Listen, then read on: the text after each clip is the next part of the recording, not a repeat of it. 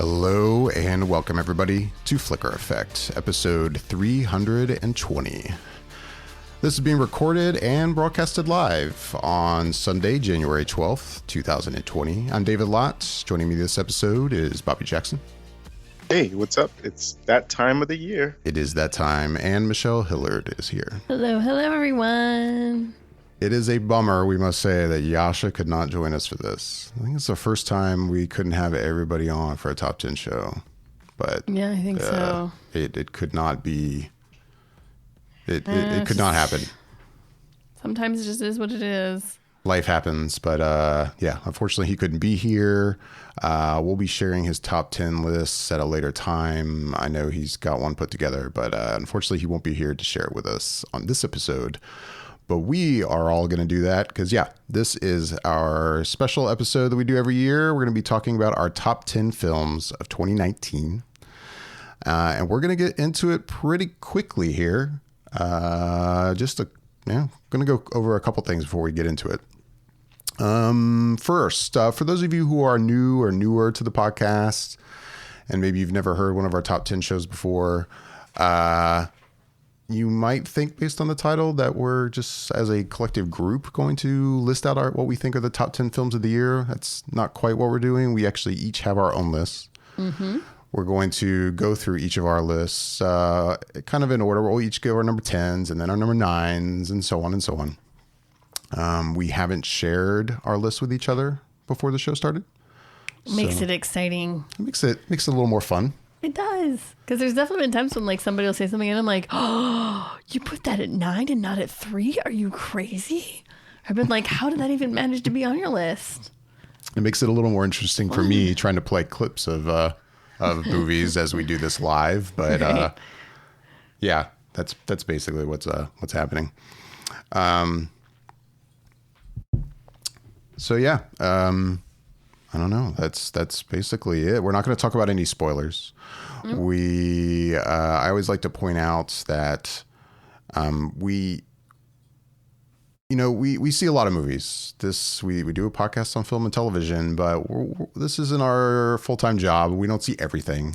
So if you're listening to our list and you're going, how did you not put this here? And how did you not list this at all? And blah, blah, blah, blah, blah. Hey, maybe we didn't see it. So after we do our list, I always like to, after I've gone through it, kind of point out maybe some of the bigger films that are coming up in a lot of either, award categories or other people's top 10 lists that I wish I could have seen and I just didn't get to see. So we'll point that out. I wrote down my list of what I did not see, and it is long. Oh, that's a nice list. It's long. I was like, wow. I've got like 5 films on my list, and I know there's a lot of other stuff. There's a lot of films. You literally have, it looks like at least 15, 20 films on there. Yeah. Of all the movies that I wish I could have seen.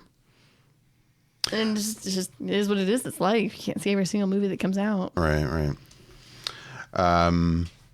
But yeah, with that, let's see. You guys have anything? As always, we use the Bowl of Destiny to figure out an order for this before we, got into it. And Bobby, it chose your name first. Whoop, whoop, whoop. Bobby's up. Bobby's up. So before you give us your number 10, mm-hmm. What did you think of 2020? In general, in terms of film. 2019. Sorry, we were in 2020. Yes, 2019. For me, it was a really good year of film.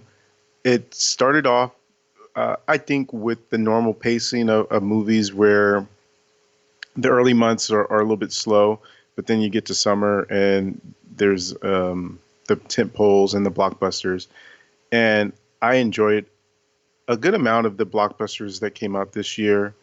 But ultimately, what happened was the end of the year and the fall season is when all the mass amount of Oscar potential movies started coming out.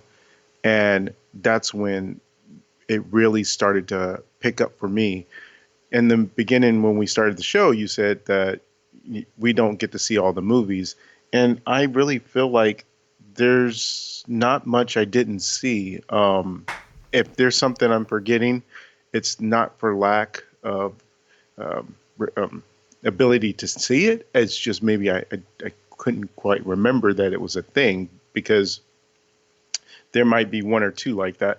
But for the most part, I don't think I missed anything. So if you don't hear me name something on my list, it's not because I didn't probably see it. It's just probably because there was obviously 10 other movies that connected with me more than those other movies, and they may pop up on my honorable mentions, or just we would be here until next week's podcast if I listed all the movies that I enjoyed from this year that I got a chance to see. So had to dwindle it down to 10, and it was difficult more so this year than in past years because of the amount of movies I did really enjoy this year. And so making that top 10 was pretty hard. Yeah, so you're the exception. I should make a correction. You have seen everything. Yeah. Michelle and I have not quite seen everything. But with that, your number 10 film of 2019. My number 10 was very hard to actually come about. As I mentioned before, that I had a hard time getting into the top 10 because there were so many movies. So making that 10th spot meant that a lot of other movies weren't going to be on the list. So I wrestled with this one quite a bit. I think I had a couple different movies in there, and then just kept coming back to one particular movie that wasn't in my top 10, but it was in the honorable mentions. And because I kept coming back to it, and it was because of the way that movie made me feel. And so my number 10 for 2019 is Waves. And I spoke about this film a little bit earlier when I saw it. It didn't come out all that long ago. And the main star of it is Kelvin Harrison Jr., along with Taylor Russell. And I guess the person most people might know from the movie is Sterling K. Brown. And Sterling K. Brown plays the father, the patriarch of this family. And he himself is a bit of a perfectionist, and he expects the best from his kids. And because of that, while he loves his kids, he's so focused on them being a good representation of an African American person, but not just that, but just in terms of them exceeding and excelling in his eyes of what they should be as people. And because of that, it puts pressure on these kids, and you get to see how they respond to that within the movie. And there's a different response basically based on the son and then the daughter. And the movie starts essentially focusing on the son. And then in the second half of the movie, it really kind of focuses on the daughter. And a lot of the things that the movie did was so strong in terms of the narrative of what these kids were going through and what ends up happening, that it just threw me for a loop. And it's something that I continuously think about, of some of the things that happened in the movie. And that's why it ended up making my number 10. Very nice. Waves, your number 10. Michelle, the bowl chose you next. You're next. In general, your thoughts on 2019? So 2019, it's interesting because I feel like for me this year, there was a lot of really good movies, a lot of really, high bar films. But I will say, as far as great films go, it was just a small handful. And there's definitely been a few years where there's been a lot of really great films that come out in one year. And I've had a really hard time doing my top 3 or my top 5 films because I'm like, mother, there's so many that are so amazing. But this year, I don't feel like there was anything that was just, there wasn't a plethora of just like outstanding, like, oh my gosh, how am I ever going to choose? Like, there was no Sophie's Choice this year. I was kind of like, no, there's really just a few that I think are considered great films. And my list, I threw it together actually pretty quickly. I didn't have to overthink too much, honestly. And then I think the other thing about 2019 that surprises me is that the quality of the films that we're getting from streaming services, from Netflix, from Amazon, I think they've really stepped up their games. And I think coming soon, Disney Plus's films are going to start pushing more the envelope as well, what we're going to see on their streaming service.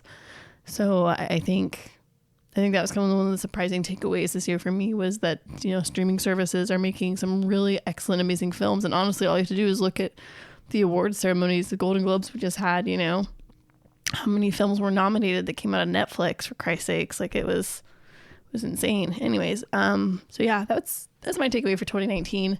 And I will apologize. It's going to be a rough hour or two with my voice. I'm overcoming the plague. I wish I had a cool, raspy, sexy voice. But I don't. It just sounds sick. So you're fine. Stay with me, people. Stay with me. But yeah, 2019 was good, but not great or excellent. All right. Well, with that, your number 10 film of the year. My number 10 film of the year. And it came out really early in the year, too. And I was excited for this film. I was looking forward to it. And in my opinion, it did not disappoint. I think the writing in it is ingenious. And I think that the delivery of the cast of their performances was really exceptional. And I think that it was a film that I think speaks to everyone, but definitely a good demographic. 50% of the population, I think, really can understand the feelings that the main characters are going through. So my number 10 for 2019 is Booksmart. We have to go to a party tonight. What? Let's go to Nick's party. Are you kidding? No way. We only have one night left to have studied and partied in high school. Otherwise, we're just gonna be the girls that missed out. We haven't done anything. We haven't broken any rules. Okay. We've broken a lot of rules. One, we have fake IDs. Fake college IDs so we can get into their 24-hour library. Name one person whose life was so much better because they broke a couple of rules. Picasso. He broke art rules. Name a person who broke a real rule. Rosa Parks. Name another one. Susan B. Anthony. God damn it. So yeah, it's a couple years after. Now my mind just blanked that other comedy about high school graduation. The guys. Are you talking about Superbad? Yes, thank you. God, everybody kind of put this as the female incarnation of Superbad, and in a lot of ways it really kind of is.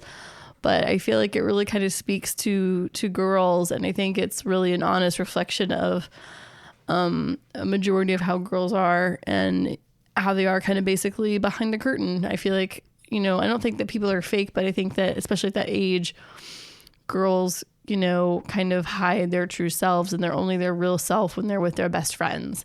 And watching this film, I feel like you get to see kind of behind that curtain where you get to see these girls stripped down and they're just being real. They're just being themselves. They're no holds bars when they're together. They just say what they're thinking out loud. And I think that's the best portrayal, I think, of females, especially in that age demographic. I think it's really honest. And the movie's hilarious. The writing is really great. And yeah, I think Olivia Wilde did a really great job for her first major film like this. Very nice. Booksmart, you were number 10. My number 10. Guess that leaves me. First, as for the whole year,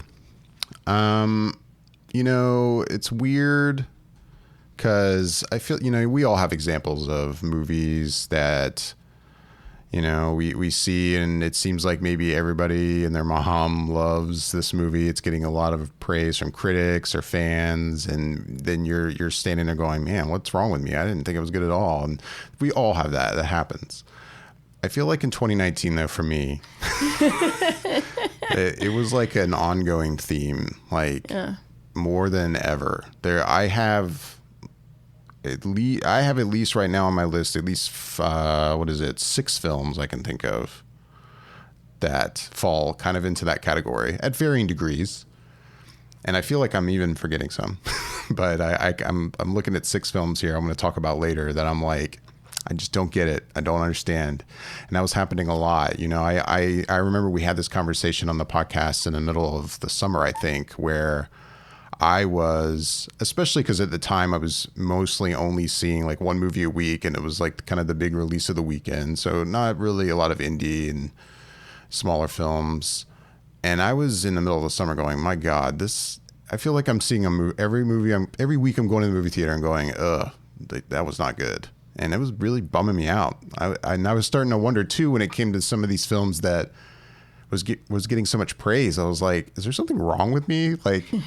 should I hang it up when it comes to talking about movies? Like, I don't know, maybe I'm just not into this anymore because I'm not liking anything. You're becoming cynical in your I guess, age, maybe. yeah. Like, so I don't know. I feel like that's the big theme for me for the year is looking at all these movies, and some of them I'm like, these are good movies, just not that good. And then there's one or two where I'm like, no, this is one where I think everyone's insane. You know, I've got one or two on the list that are like that, but that's kind of my general thoughts for 2019. My biggest takeaway. My number 10 film of the year is A Beautiful Day in the Neighborhood. That was a movie we saw relatively recently, and as I talked about, I wasn't even necessarily in the mood to see a movie that day. Yeah, we saw it on Black Friday. That's right. And I walked out going, I'm so happy we saw that movie. Like, I was worried it was going to be kind of a more traditional biopic, and that's always my skepticism with any type of quote unquote biopic. Is that it's just such a formula that I get kind of tired of in most of those films. This movie is totally not like that. In fact, Fred Rogers is not your main character in that film. And the movie, it also is kind of breaking the fourth wall with the audience in the way it's trying to affect you. It's hard to explain if you haven't seen it. But I don't know. Just overall, I walked out very happy. I remember you said to Michelle when we walked out, it's like now I'll automatically want to like show my kids the entire like catalog of that show, you know, like it just makes you want to be a better person after watching that movie. So yeah, I really enjoyed A Beautiful Day in the Neighborhood. That's my number 10 film of the year. Nice. I'm surprised. I mean, I'm happy, but I'm not. It's good. All right. Moving on to our number 9. Bobby, your number 9 film. My number 9 film is one that I believe a lot of people just really love this movie out the gate. And well, I should say a lot of critics loved it out the gate because of it being such a different type of film and the way it had this social commentary. And I think that it was a breath of fresh air in terms of some of the movies that we had typically been getting. And it was one of the first ones I feel like really started to have people say, okay, this is not only an awards contender, but it's also one of those movies that helps solidify this director / writer's essentially his catalog. And the movie I'm talking about for my number 9 is Parasite. Now, a lot of people, and this movie just won Golden Globe Awards for Best Foreign Film.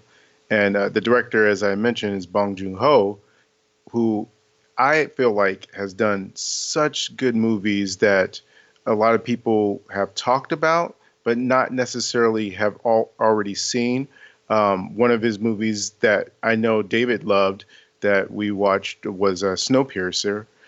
And there's also a movie he had just did recently for Netflix, which was Okja, that I also liked. And then another one that he had did that I still to this day is one of my favorites that he had did, which was my initial introduction to him, really, which was The Host. And he always makes such thoughtful movies in terms of they're not just what they seem like on the surface. And that's what I felt like Parasite was.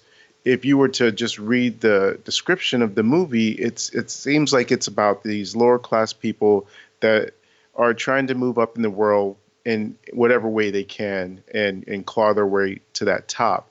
But there's so much more that happens in this movie and the different twists and turns it takes you on and surprises and generally shocking moments.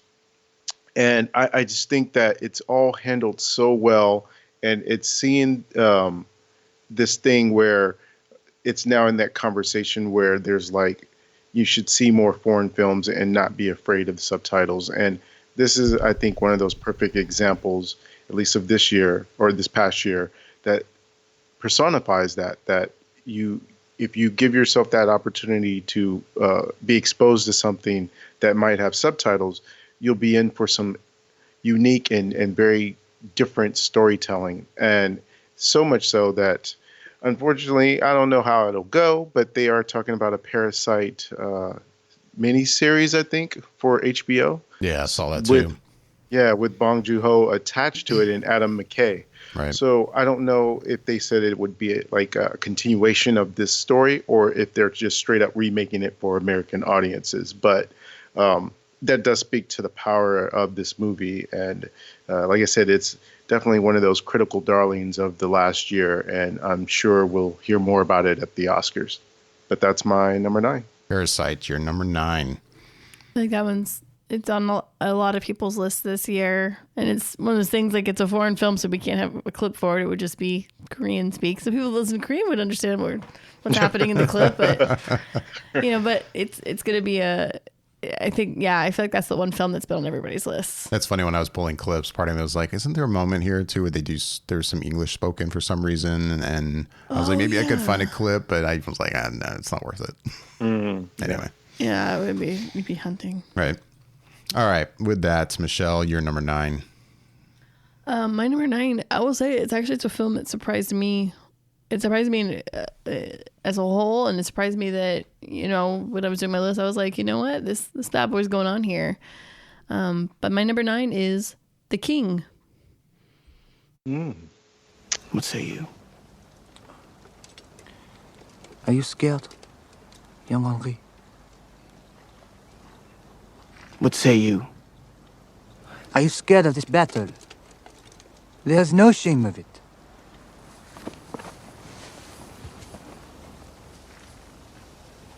Save your men. You save your own men. You came here. To me! Surrender to me! I cannot do that. Well then, boy. Let us make famous that field out there. This little village of Agincourt. That will forever mark the site of your callow disgrace.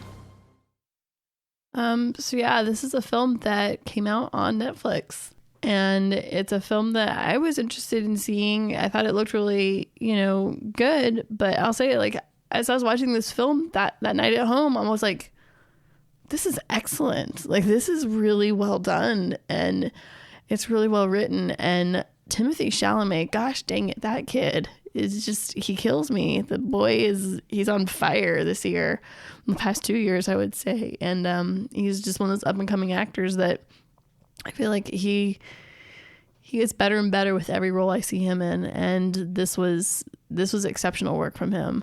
And what's his name? Joel Edgerton's in it too, and he's really good too. He's always really good, I will say. I've really enjoyed his work, and he's one of the writers of this film. Joel Edgerton is. And it's, I don't know, it's one of those films, like, you watch it and the color palette is very dark through most of the film, but it's shot spectacularly well. And honestly, I mean, it's not really a spoiler because this is based on historical facts. Like, the whole battle at that field, which we just played a clip from, that battle scene was amazing to watch. It was like watching a Game of Thrones episode. It was intense, and it was just really good. But no, the story, the acting, start to end, this film was surprising in so many great ways. I was really happy with it.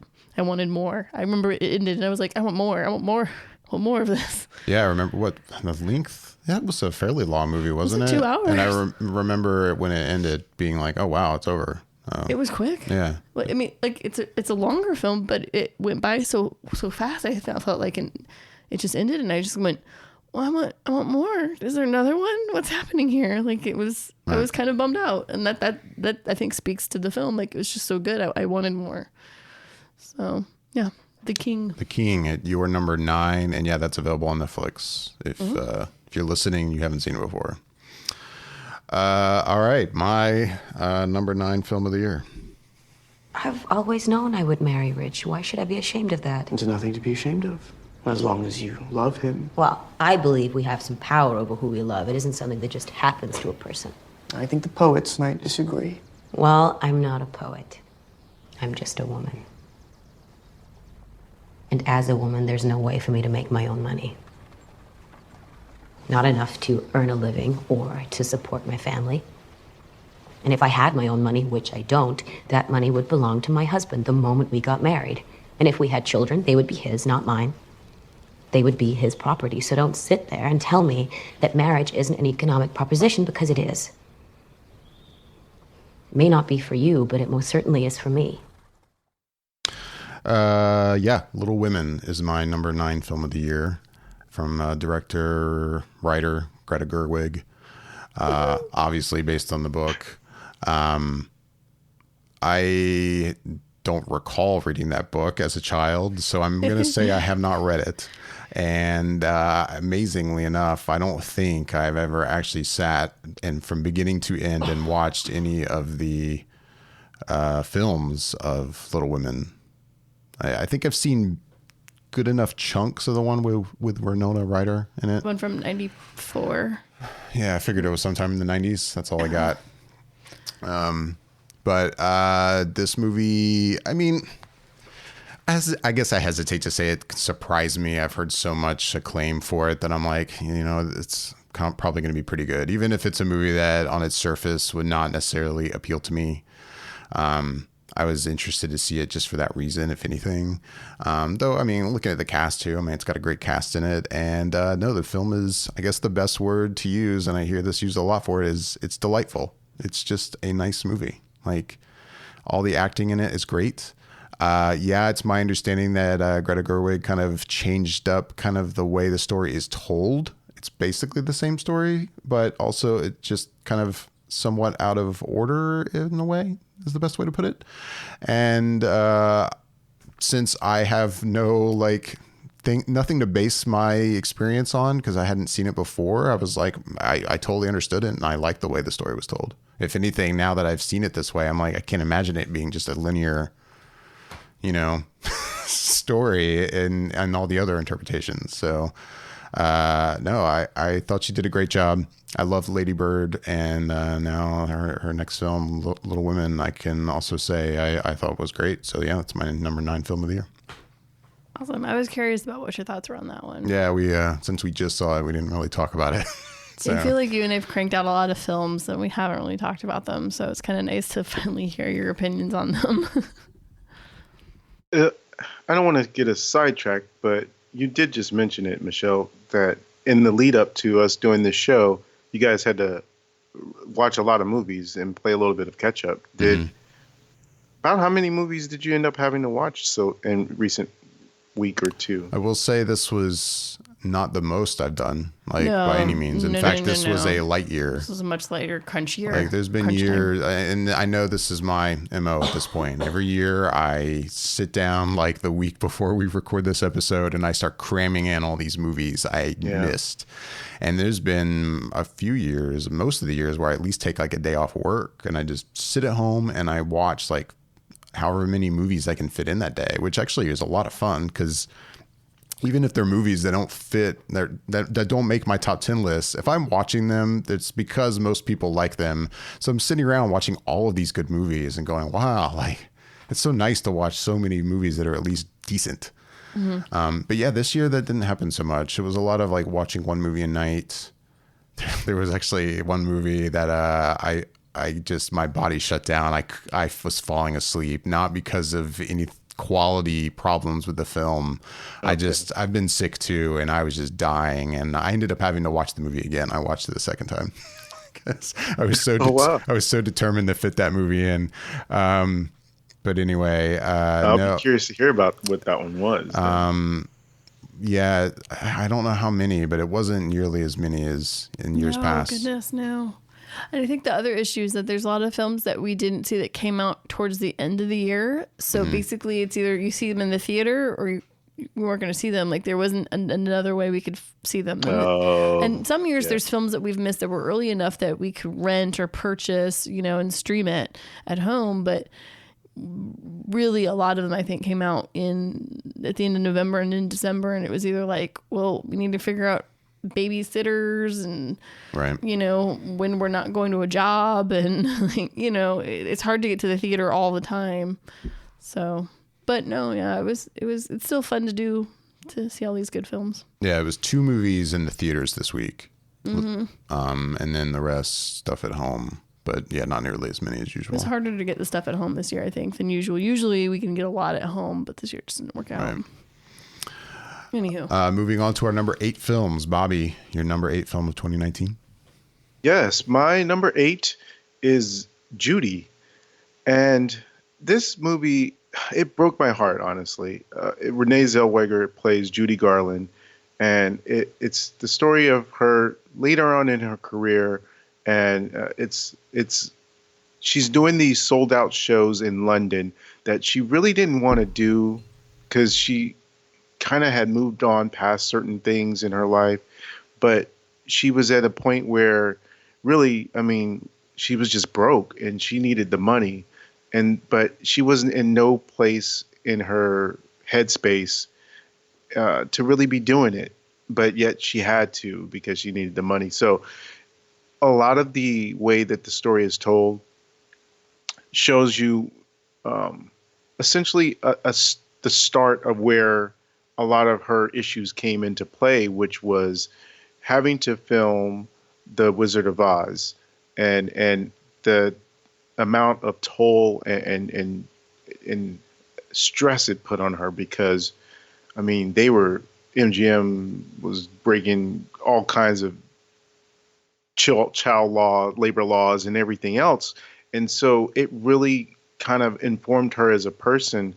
And I think the strength of Renee Zellweger's performance in this movie just elevates the story that much more and informed me about a person that obviously you know of, but I didn't know that part about her. And it really was a strong performance in this past year. You lose seeing Renee in the role and you only can think of Judy Garland. And I think that's a testament to what she did with it and just kind of knocked me off my feet in terms of when I saw it and just had a brand new appreciation for Judy Garland and Renee Zellweger as well. So that's my number 8. Yeah, and Renee just won a Golden Globe for that performance for that movie. That's right. And it's interesting because I feel like there's movies that come out and they're really great because of the writing and the story itself, or people are like, you really have to see this just for the performance of this one person. And I think that's one of these films that could go both ways, but it sounds like it's mostly the performance of Renee Zellweger that makes this movie just such a standout. And it's one of those that I'll admit, yeah, I wish it was on my list to see and it just didn't happen. And I will eventually get to watch that, hopefully in the next few weeks. But yeah, sounds amazing. All right, Michelle, your number 8. My number 8 is your number 9, David. It's Little Women. When I get in a passion, I get so savage. I could hurt anyone, and I'd enjoy it. You remind me of myself. But you're never angry. I'm angry nearly every day of my life. You are? I'm not patient by nature. But with nearly 40 years of effort, I'm learning to not let it get the better of me. Well, I'll do the same then. I hope you'll do a great deal better than me. There are some natures too noble to curb and too lofty to bend. So Little Women is a book that I've read multiple times in my life. It's one of my favorites. And I've seen a few different film iterations of it. I've even seen the recent PBS version that they put out a few months ago. Actually, just earlier this year, and it was quite good. I think Greta Gerwig knocks it out of the park again. She captures the essence of this book so well, and to no surprise, Greta really pulls out a lot of the feministic things that kind of come out of this book and the story and the issues that women have during this time frame and even to today, some of the similar issues, and she reflects them in such a beautiful way. And the actors, I think, did such a spectacular job capturing each character the essence of who they are and portraying them in such a wonderful way. It was just, the movie was beautiful from start to end. And like David was saying, you know, the way that it is not a linear time frame the way the story is in the book. Greta put it together in a much different way. It was like a remembrance of the events that occurred in Joe's life. And I think that was a really fresh and unique way to take on this film. And I really enjoyed the hell out of it. I think anybody who's kind of scoffs at that and they're like, oh, well, it's just not the same. Well, no, and that's okay. Like, change is different, and you know, it's a different visual on it, and I loved it. I loved the heck out of it. Again, Timothée Chalamet, excellent performance. Laura Dern's performance as Marmee, which it's funny because everybody always says like, oh, Marmee doesn't have a major. She's in this story, you know, and she plays a major role because she's their mother. But you don't get a lot of her. You get small pieces of her. And that's what I love about Marmee, is the small pieces you're getting of her shows what an incredible woman she is. And Laura Dern pulls that through, like the clip you just played. It comes through so well, and she's just molding these people, and she does a spectacular job. And yeah, it was really good. I'm super, super in love with this film. Nice. Little Women, your number 8. Okay, yeah, that's me. My number 8 is, I guess I don't really have a way to lead into it. It's Avengers Endgame. Oh. Yeah, I mean, even if this movie, when it comes to the Infinity Saga films, even if this one has like a couple minor problems that I wish were a little different with it, in fact, I still think I like Infinity War more than I liked Endgame. It did an amazing job of wrapping up this saga of movies, this thing that Marvel Studios has done, which is still unbelievable to comprehend that they were able to pull this off. I don't think anything like this will ever be pulled off ever again. And I hope other studios don't bother trying. It's just not going to happen. This is kind of a lightning in a bottle kind of thing that it worked, and they did it. And I still think there's good things to come from the future of Marvel Studios, but it's not going to be like this, and that's fine. Different is good. But yeah, even if there's stuff about this movie that I wish was a little different, and a couple things I didn't really care for, it's still a really great film. I mean, shit, the second time I saw it, emotionally, it beat me up. And that was the second time I saw it. It was pretty sad. But yeah, so I really don't have much more to say about it. Avengers Endgame, that's my number 8. Moving on to number 7. Bobby, your number 7 film of the year. My number 7 is Britney Runs a Marathon. And this movie is one where it stars Jillian Bell. And my first exposure to Jillian Bell was 22 Jump Street. And she was so funny in that movie that it put her on my radar instantly. So I'd always check for her in different things. And if I saw that she was in something, it at least made me curious to watch it. And the story of this movie is she is playing a character who is overweight and is essentially told she has to make some changes and lose some weight. And in doing so, she's inspired to train to run the New York City Marathon. And the character she plays in this is this self-deprecating but somewhat scathing person with a personality that is quick-witted but still has these insecurities about herself. And as you go with her on this journey of her losing weight to try and run the marathon, you really peel back layers of her as a character and see what's underneath all of that, that I guess defensive mechanism that she puts up and where it comes from, and seeing that. And then there's just these other supporting cast characters that are great, the people that she's training with, and the roommate that she ends up having at a house that she's staying at. There's all of these different interpersonal relationships that happen, and you can't help but find yourself rooting for her, even though there's times when you just sit there and know that she's essentially digging her own hole.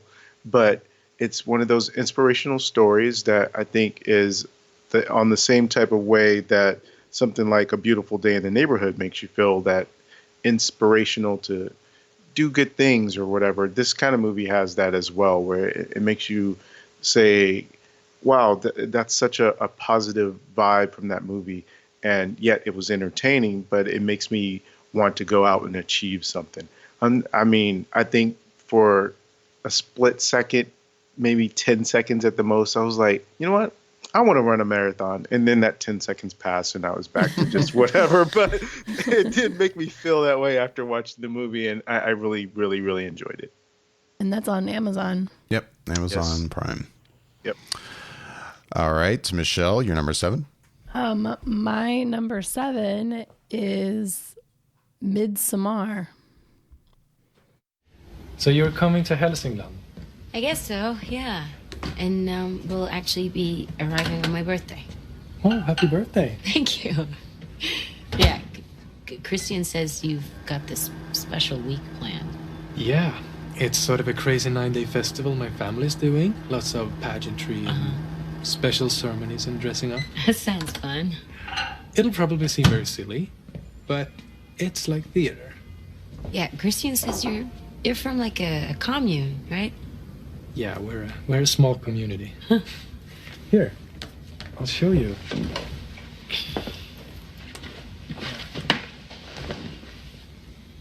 Oh, wow. You see what we mean about the pageantry.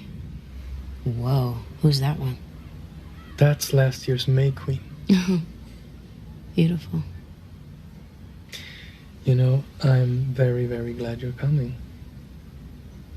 I think it's very good you're coming. Yeah, this film is in a way surprising to me that it's on my list, but also Me not. too. Me 3.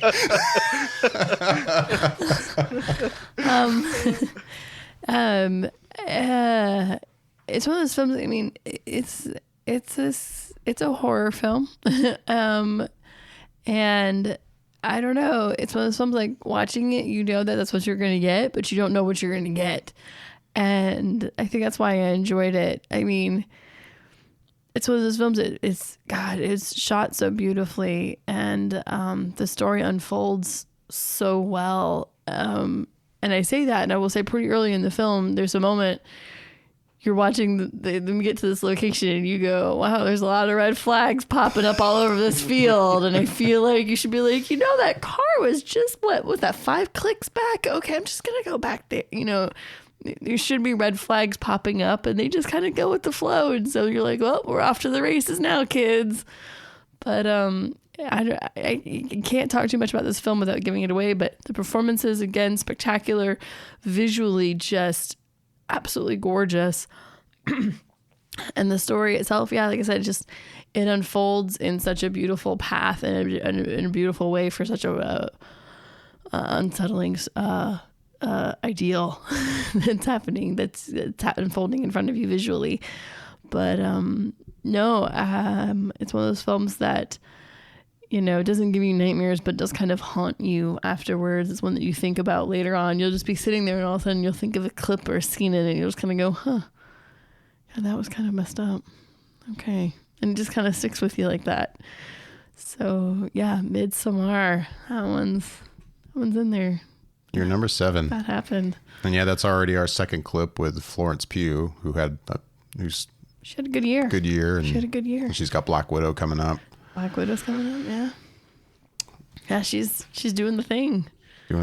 She's doing the movies. Fascinating movie that is.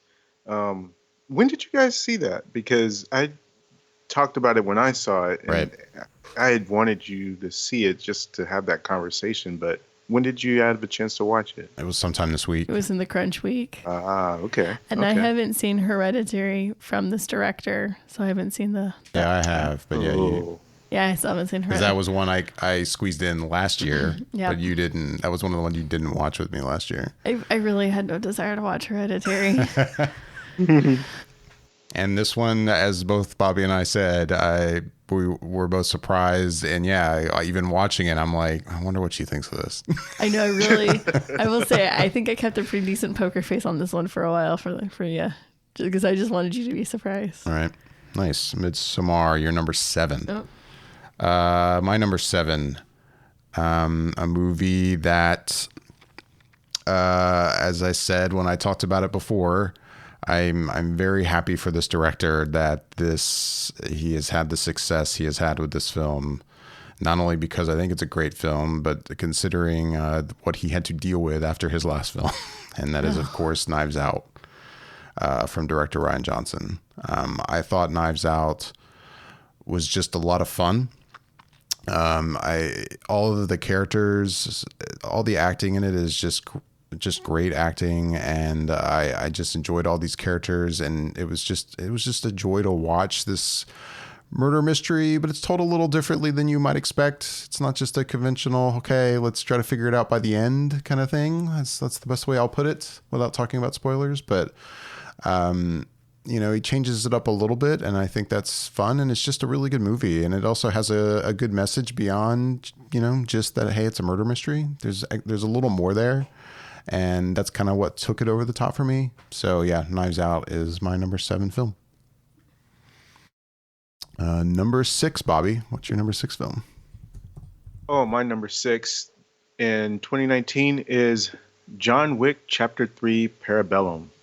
And oh man, do I love this movie. The John Wick franchise is so fascinating to look back on, because that first movie came out and it really surprised people because they weren't really expecting much at that point from that movie. It just looked like a B movie, and at that point it seemed like Keanu was, I wouldn't say floundering in his career, but nothing was really going on. Nothing was popping at that point.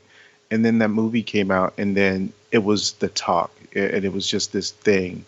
And then obviously we had the sequel, and then there's talks of spin-offs and stuff like that.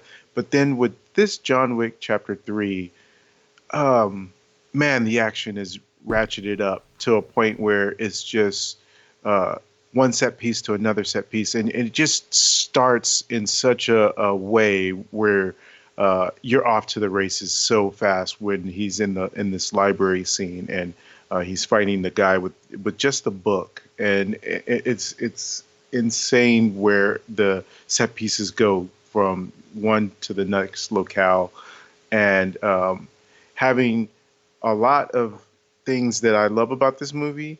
One of the things that I really loved about it was that one of my other favorite movies, The Raid 2, 2 of the actors in that are in this movie with Keanu and facing off against him. And there's some times within the movie where he's facing off against an enemy, and there's some banter, there's some wittiness, and I'm thinking of Mark DeCosta's character. He's just this fan of John Wick because John Wick is such a legendary hitman, essentially. And so to see him fanboy out, but at the same time trying to kill him is such a unique exchange, and just, again, furthering the mythos of John Wick and that world and expanding it out has me so stoked and excited for once John Wick Chapter 4 comes out. And it's just great seeing Keanu in this role, and in the addition of Halle Berry within this one, she was awesome in it as well. Just the different things going on within this movie has been my, for sure, action go-to movie of 2019 and of also of the last few years. So that is my number 7, or my number 6. John Wick Chapter 3, your number 6. Michelle, your number 6 film of 2019. My number 6, it's already been mentioned before, but it's A Beautiful Day in the Neighborhood. It's a film that I was really interested in seeing, and I don't really know a lot about Fred Rogers' life. And like you said, David, he's not really even the main character in this story. Excuse me. The way that the story is told is through this reporter, and the way that it unfolds and the way the director kind of places different ways to explain how he's feeling in the situations that he's put in and how he's going through these emotions. It's done so well that you connect so well. And yeah, this almost like breaking of the fourth wall is, but it's not, but it is, but I don't know. It's just, it works on a level that really humanizes the story even more than what it already is. And yeah, you finish this film and you just kind of want to wrap yourself up in watching this show and Fred Rogers. And yeah, it gives you a little bit more faith in humanity and in people. And yeah, it was a good one. It was, I mean, I hate to be like, it's the feel-good movie of the year, but really I think this was one of the feel-good movies of the year. Yeah. And I really liked it a lot. I'm very happy with this one. I look forward to rewatching it. Yeah. A Beautiful Day in the Neighborhood, your number 6. That was my number 10. I guess moving on to me and my number 6 film of the year. Oh, why is everybody so upset about these guys? If it was me dying on the sidewalk, you'd walk right over me. I pass you every day and you don't notice me. But these guys, what, because Thomas Wayne went and cried about them on TV? You have a problem with Thomas Wayne, too. Yes, I do. Have you seen what it's like out there, Murray? Do you ever actually leave the studio? Everybody just yells and screams at each other. Nobody's civil anymore.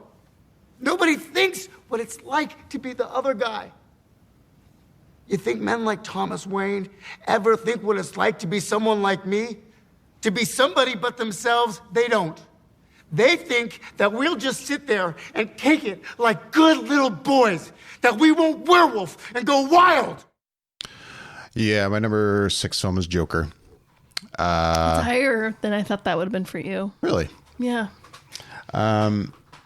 It's a movie that, back when, we talk about news and we know what's coming, and when we knew that this was coming, I'm pretty sure I was among the group going, so it's going to be a movie based on a villain. All right.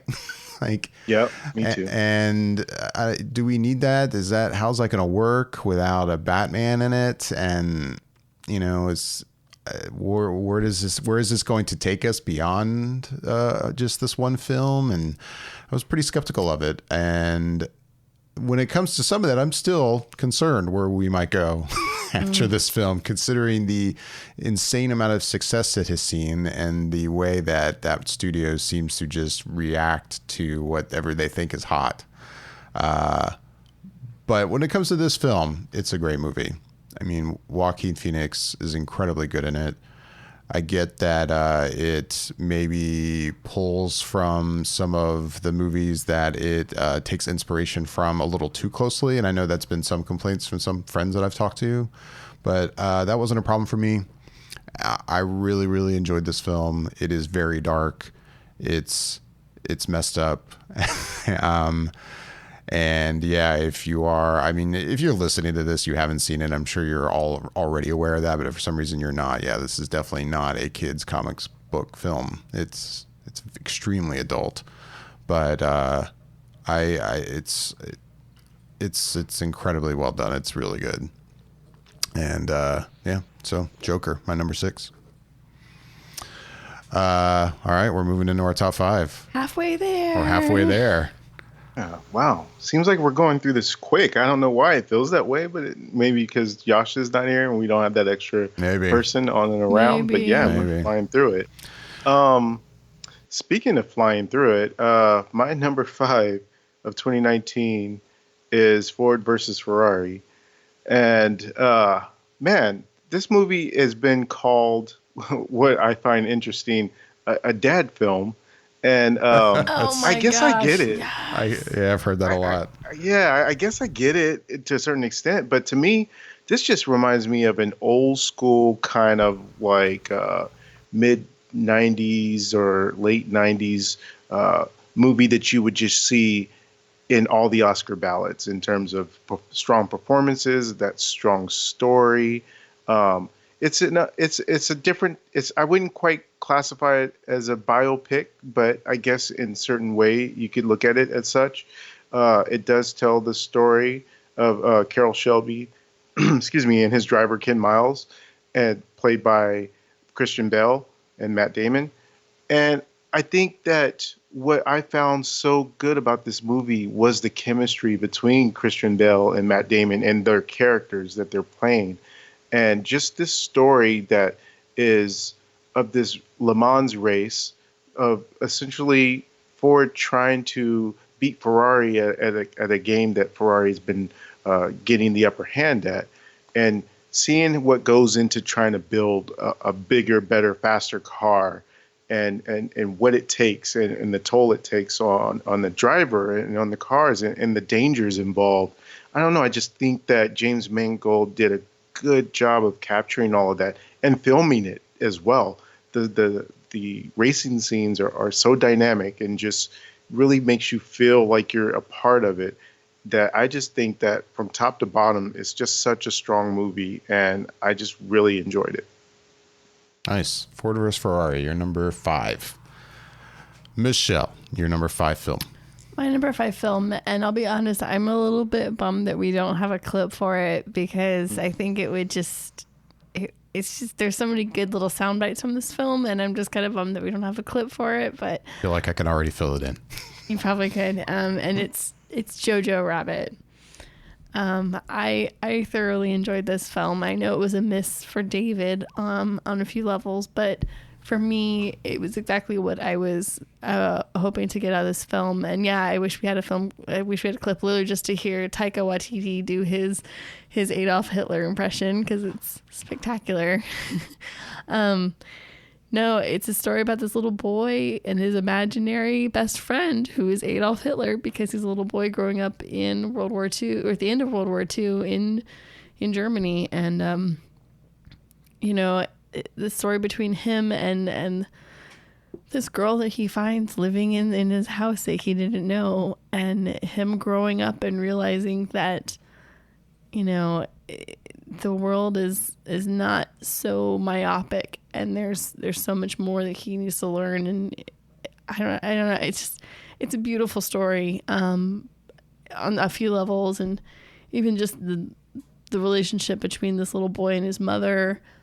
It's so good. The writing is excellent. I think the comedy was just spot on. It was almost a shame that so many of the really great jokes were shown in the trailer. I wish they'd kept just a few things for the audience, but there were still a few more other jokes that happened that, that you don't see in the trailers.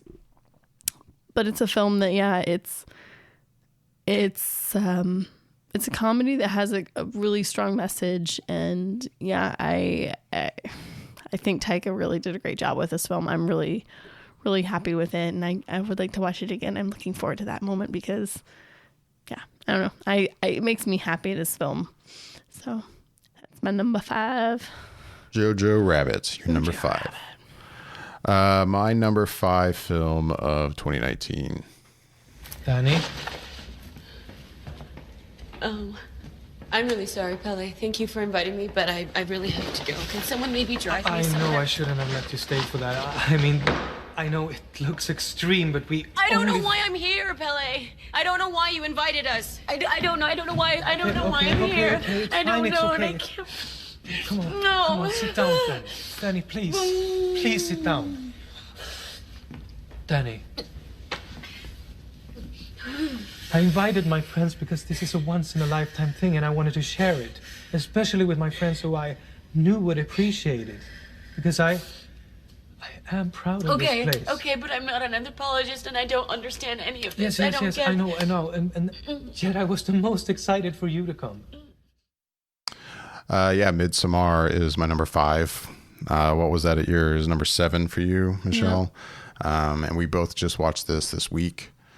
I had seen Hereditary, and yes, you can see that this is the same filmmaker, but it's a very different film. And yeah, it's a horror film, but it's not a conventional horror film. and it's out in the sunlight kind of horror film, and it's a breakup movie. It is a breakup movie. It's a breakup movie in the end, and I found it fascinating. I love a film. I want a film to tell a good story, but I also love visual directors, and he is a very visual director. Like, yeah, it just every shot after shot, you can tell he's the kind of director that everything looks exactly as he intended it to look. Like it just looks so good. And could you imagine his storyboarding room? No. Oh God. Yeah. I found the film fascinating and just really enjoyed just watching it. Plus, the story was interesting. I mean, I didn't know a lot about it. I had seen trailers, but I didn't really kind of know what was going on here. And I was also just fascinated just based on the visuals of the images I had seen from the film before I saw it. And I'm like, and this is a horror film? Like, what is this? Is like, and people were really like, seriously, like it's almost disturbing kind of situation. I'm like, man, I got to see this. And I'm bummed it took me so long to watch it, but I finally did this week. I'm really happy I did. Yeah. Midsummer, my number 5. So now I know that there is a director's extended cut that's out there. There is. But from what I understand, it's only available through Apple Plus. Is that correct? So the funny thing is this is one of those deals. I go in, I watch most of my movies rental, or if I digitally purchase movies, I have an Apple TV, and I usually do it through iTunes, Apple, whatever you want to call it. And this was one of those situations where when I went to buy it or went to rent it, it was only like $7 to buy it. It was on sale. So I hadn't even watched it. And I'm like, well, I'm just going to buy it. And yeah, you are right. We watched the regular cut, and then I noticed in the extras that, yeah, there is a director's cut in there. So to watch it again. I'd love to see that. That's going to have to happen. It's going to have to happen. Yeah. Should wait till the midsummer to watch it. We should celebrate midsummer and watch this film. We should wait till the summer solstice. Yes. Nice. This will be our annual summer solstice film. Longest day of the year. Let's put this bad boy on. Let's do this. Just a real quick shout out too in that movie to Will Poulter. He's something. He always amazes me in anything he's in. Right. Yeah. All right, moving on to number 4, Bobby. Your number 4 film of the year. My number 4 is Dolomite Is My Name. We want this thing to be raw. Tell it like it is on the streets. Yeah, lots of pimps and whores and cussing. And kung fu and karate. Brothers love all that kung fu and karate. Do you know karate? No, but I'm a fast learner. I can learn how to chop me a mother. Yeah, yeah, yeah. You know what we should have? An all-girl kung fu army. There's plenty of story opportunity, Rudy. Across this nation, inner cities are being plagued by violent crime. I feel the government hasn't stepped up. That's it. It's Whitey's fault. The mayor's corrupt, and there's an exorcism. God damn it, an exorcism. Yeah, you know all that whole mother in hell. I don't know how that fits into our urban motif. I laugh at that clip. I haven't even seen this movie yet. We're sitting here laughing at it. Yeah, man, this movie is very funny. And it almost should have been just called Welcome Back, Eddie Murphy. It's really did so much in terms of putting him back in the forefront for people. And what a great way for it to have been seen, because it did have a limited theater release, but this was specifically for Netflix. And the fact that it was there means so many more eyes could watch it and be acclimated back to what Eddie Murphy is good at and doing comedy. And in this movie, he's paying his respects to and doing an homage to Rudy Ray Moore, who was this entrepreneur essentially in his time of trying to do what he wanted to do, which was comedy, but then also he wanted to act, and he sort of essentially manifested these things for himself, because every time he turned around, somebody was telling him no, and you're no good, or you don't even look like a leading actor. So there's no way. So, but he just refused to take no for an answer. So I think the movie has such a positive message to it, but beyond that as well, and just the meta reading of it it's also a comeback story for Eddie Murphy. And now seeing him do this with the director that he had in this movie, which was Craig Brewer. Craig Brewer is also attached to doing Coming to America, the sequel, this year. I think it comes out this December, I think, if I'm not mistaken. And so it gives me a lot of confidence in that movie because of what they did in this movie, collaborating together. And one of my standout favorites in this movie is Wesley Snipes, and he's such a almost a scene stealer in everything he's in this movie.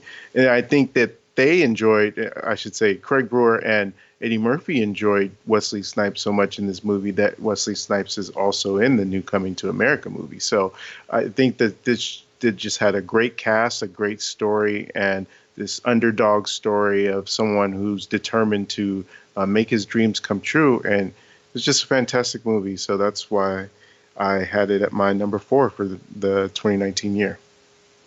Yeah, I mean, as I just kind of spoiled, I haven't seen it yet. Michelle, I know you haven't seen it yet. Not for not wanting to. Oh, yeah, I definitely want to see it. I mean, in fact, I'm almost just tempted to play the other clip because the other clip is so good and it won't get played because we haven't seen the movie. Yeah, that's true. And I'm pulling clips of this movie and I'm like, man, I got to see this. This is Watch so it tomorrow. good. Dolomite is my name. You're number 4.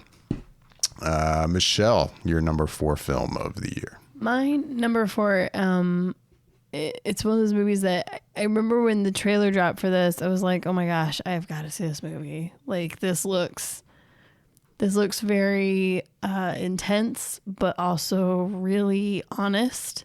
A brutal honesty, but also it looks like there's a beauty to it. And I wasn't disappointed, and it's exactly what I was thinking it was, and that is Marriage Story. What, so then you had to go and fuck someone else? You shouldn't be upset that I fucked her. You should be upset that I had a laugh with her. Do you love her? No, but she didn't hate me. You hated me. You hated me. You fucked somebody we worked with. You stopped having sex with me in the last year. I never cheated on you. That was cheating on me. But there's so much I could have done. I was a director in my 20s who came from nothing and was suddenly on the cover of fucking Time Out New York. I was hot shit and I wanted to fuck everybody and I didn't. And I loved you and I didn't want to lose you. But I'm in my 20s and I didn't want to lose that too, and I kind of did. And you wanted so much, so fast. I didn't even want to get married. Fuck it! There's so much I didn't do. Thanks for that. You're welcome. I can't believe I have to know you forever! Oh, you're fucking insane. And you're fucking winning! So yeah, that scene basically captures what I was saying. It is a brutally honest look at a relationship that has come to a close, and in this instance they were married, so it's a divorce, and it's divorce when there's children involved, which makes it even more gut-wrenching and more challenging and more emotional. And the brutal honesty that comes through is sometimes it's ugly and it's hard and it hurts, but there is it in the end. I think people usually can come out on the other side of things in a better way. And this film that was written and directed by Noah Baumbach, he brings it forward to that light. And you know, the beauty is at the end of the day, no matter where their relationship is, they're both there for their child, and that's the number one thing for them. It's the one thing that's always at the forefront of their minds, and that's what I think keeps them together as a partnership, even at the end of their marriage, and watching this disillusion of the relationship and the partnership that they had as a marriage, but then moving forward in the next phase. I think it was just beautifully done. And it's, you know, not every scene was like the clip we just heard. That was basically the pinnacle of their brutal, honest, you know, at each other thing in the film. But it was a good build to that moment. And then that scene was honestly, it was it's hard to watch, but it's one of those things that if you've been in a breakup like that and you've been with the person that you've known and loved on such different levels that you have this kind of breakdown of your walls, it's an honest thing that is hard, but I don't know. I think it speaks to people in a way, and I think it was just done really, really well. You know, the thing about that movie is what I find interesting, and that clip that you played, David, it does encapsulate a lot of what that relationship is like, and the things that they've kept bottled up. And what makes me think about when I see that scene or just think about it is how well that would work, because it almost feels like a stage play in a way where, you know, they're just doing, these two actors are just acting against each other and just locked into that performance, and it's so strong. And I could see and envision a basically a play, you know, staged around that in that conversation, and doing some of the things on a more smaller scaled down version of it. But it seems like it will work so well. And one of the movies that a lot of people have compared it to, which is Kramer versus Kramer, I do see those similarities. But another movie that it sort of reminds me of in a certain sort of way is not necessarily within the context of this breakup, but just in this relationship and the acting, is Barefoot in the Park. And I don't know if either of you have ever seen it, but yeah, there's those strong ties, and there's that scene when, you know, they're in their apartment and they're having this fight as well, and it's just strong performances really help elevate a movie like this, and it's a really, really good movie. Yeah, it's just one of those movies. It guts you, but at the same time, it still leaves you feeling okay in the end. But yeah, no, I'm with you. I think Noah Baumbach literally could have written this for a play, and it would have just been just as amazing and powerful, if not more so. And the thing that really drives it all home is honestly the performance of Adam Driver and Scarlett Johansson. The two of them together are they're electrifying on camera together, and it's wonderful, and I loved it. And that's on Netflix. Marriage Story, your number 4. Yep, that is on Netflix. See, that's what I'm saying. These streaming services, they're getting me this year. Yep, they are. All right, as I get into my number 4, I look at my list. I feel like, and I'm not taking anything away from the 6 films I talked about already. But now I feel like at this top 4 for me, these are like kind of the level of films where I'm like, okay, these are basically my 5-star films of the year. Like, again, I obviously the other 6 films made my top 10 list. I think they're great movies, but there's something about these last 4 that are like, they're basically, nothing needs to change. They're perfect the way they are. They are 5-star movies in my book. These were the ones where it was like, I mean, I like the order I have them in. I'm good with it. I could almost move them around within the 4 spots, but not really. Like they're where they're supposed to be for me. With that, my number 4 film of the year. My name's Cliff. I'm Rick Dalton's stunt double. Stuntman? Yeah. You know, you're kind of pretty for a stuntman. That's what they tell me. So, did I say something funny, stuntman? Yeah, you kind of did. What's so funny? Look, man, I don't want any trouble. I'm just here to do a job. But you're laughing at what I'm saying. But I'm not saying anything funny. So what do you think is so funny? What I think is, you're a little man with a big mouth and a big chip. And I think you should be embarrassed to suggest you be anything more than a stain on the seat of Cassius Clay's trunks. Brother, you're the one with the big mouth. And I would really enjoy closing it, especially in front of all my friends. But my hands are registered as lethal weapons. That means we get into a fight, I accidentally kill you. I go to jail. Anybody accidentally kills anybody in a fight, they go to jail. It's called manslaughter. And I think all that lethal weapon horse shit is just an excuse so you dancers never have to get in a real fight. Yeah, Once Upon a Time in Hollywood from Quentin Tarantino, which I can tell Michelle's shocked that it's, I guess, down at number 4. You seem really surprised. I am, because I know how much you enjoyed this film this year. I enjoy Quentin Tarantino in general. I don't want to come across like, oh, I just like this because I'm a fanboy. But no, I think this is a great movie.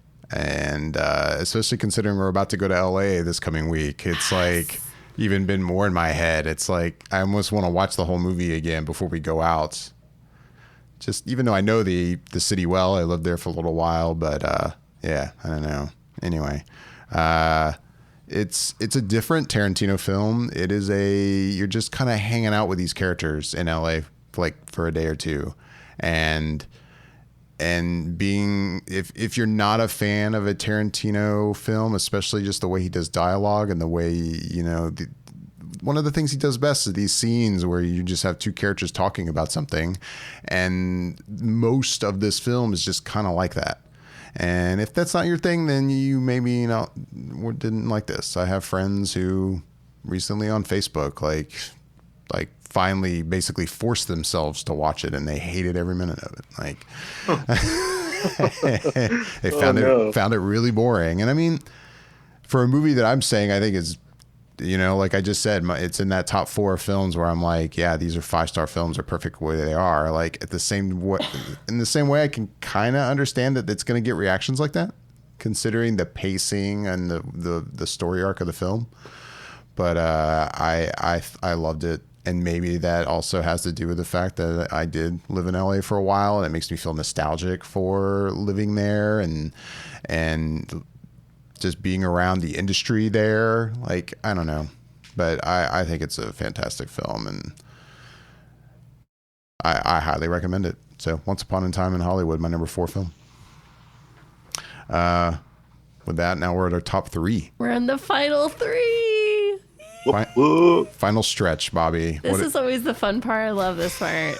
I feel like we should almost try to predict what our number 1s are at this point, but I don't know how that would go.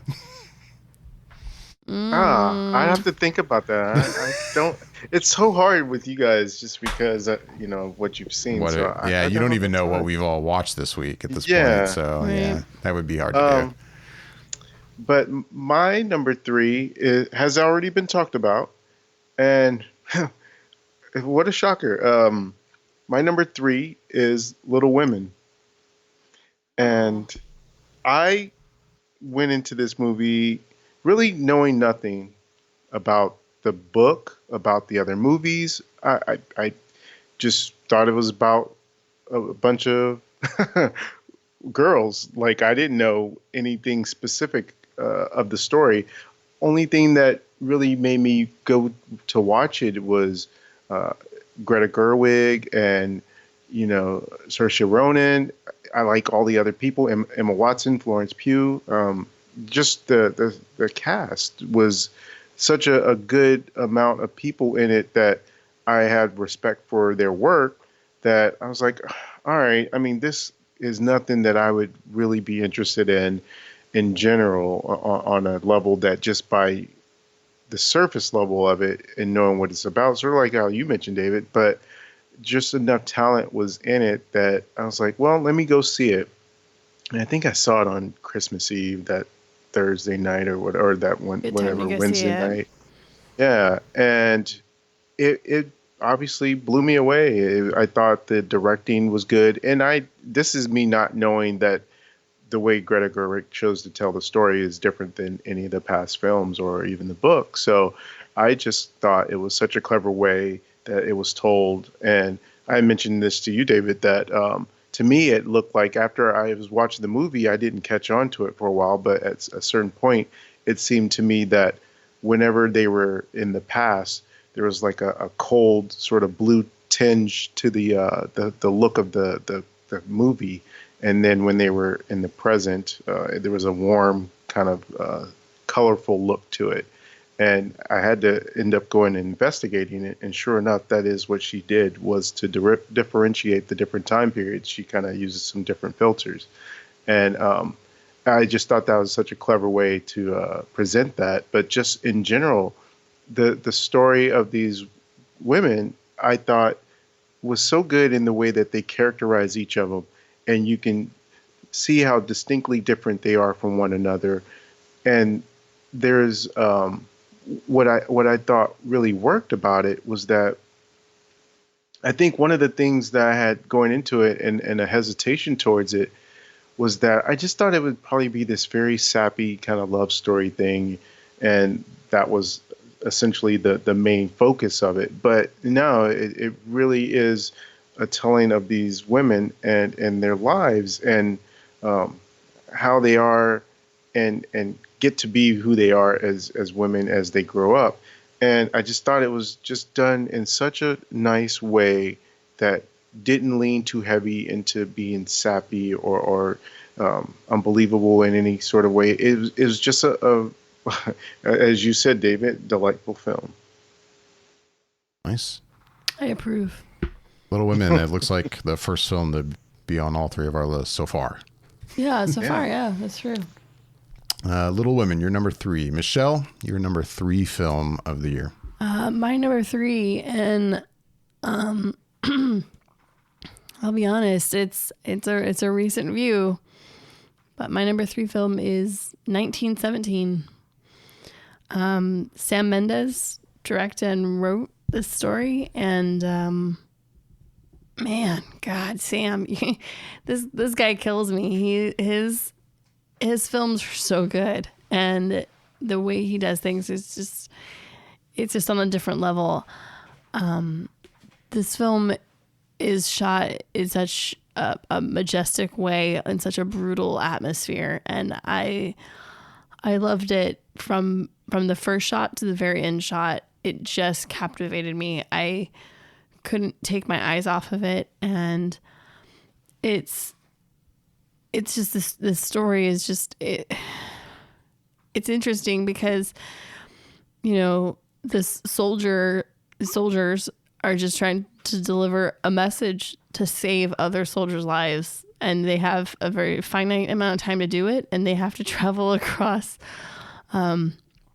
German occupied France and during World War I, and to see the lengths that they go to save men that they don't know, men that they will probably never meet, other than the one character is his brother is in this infantry, he's in one of the 2 battalions.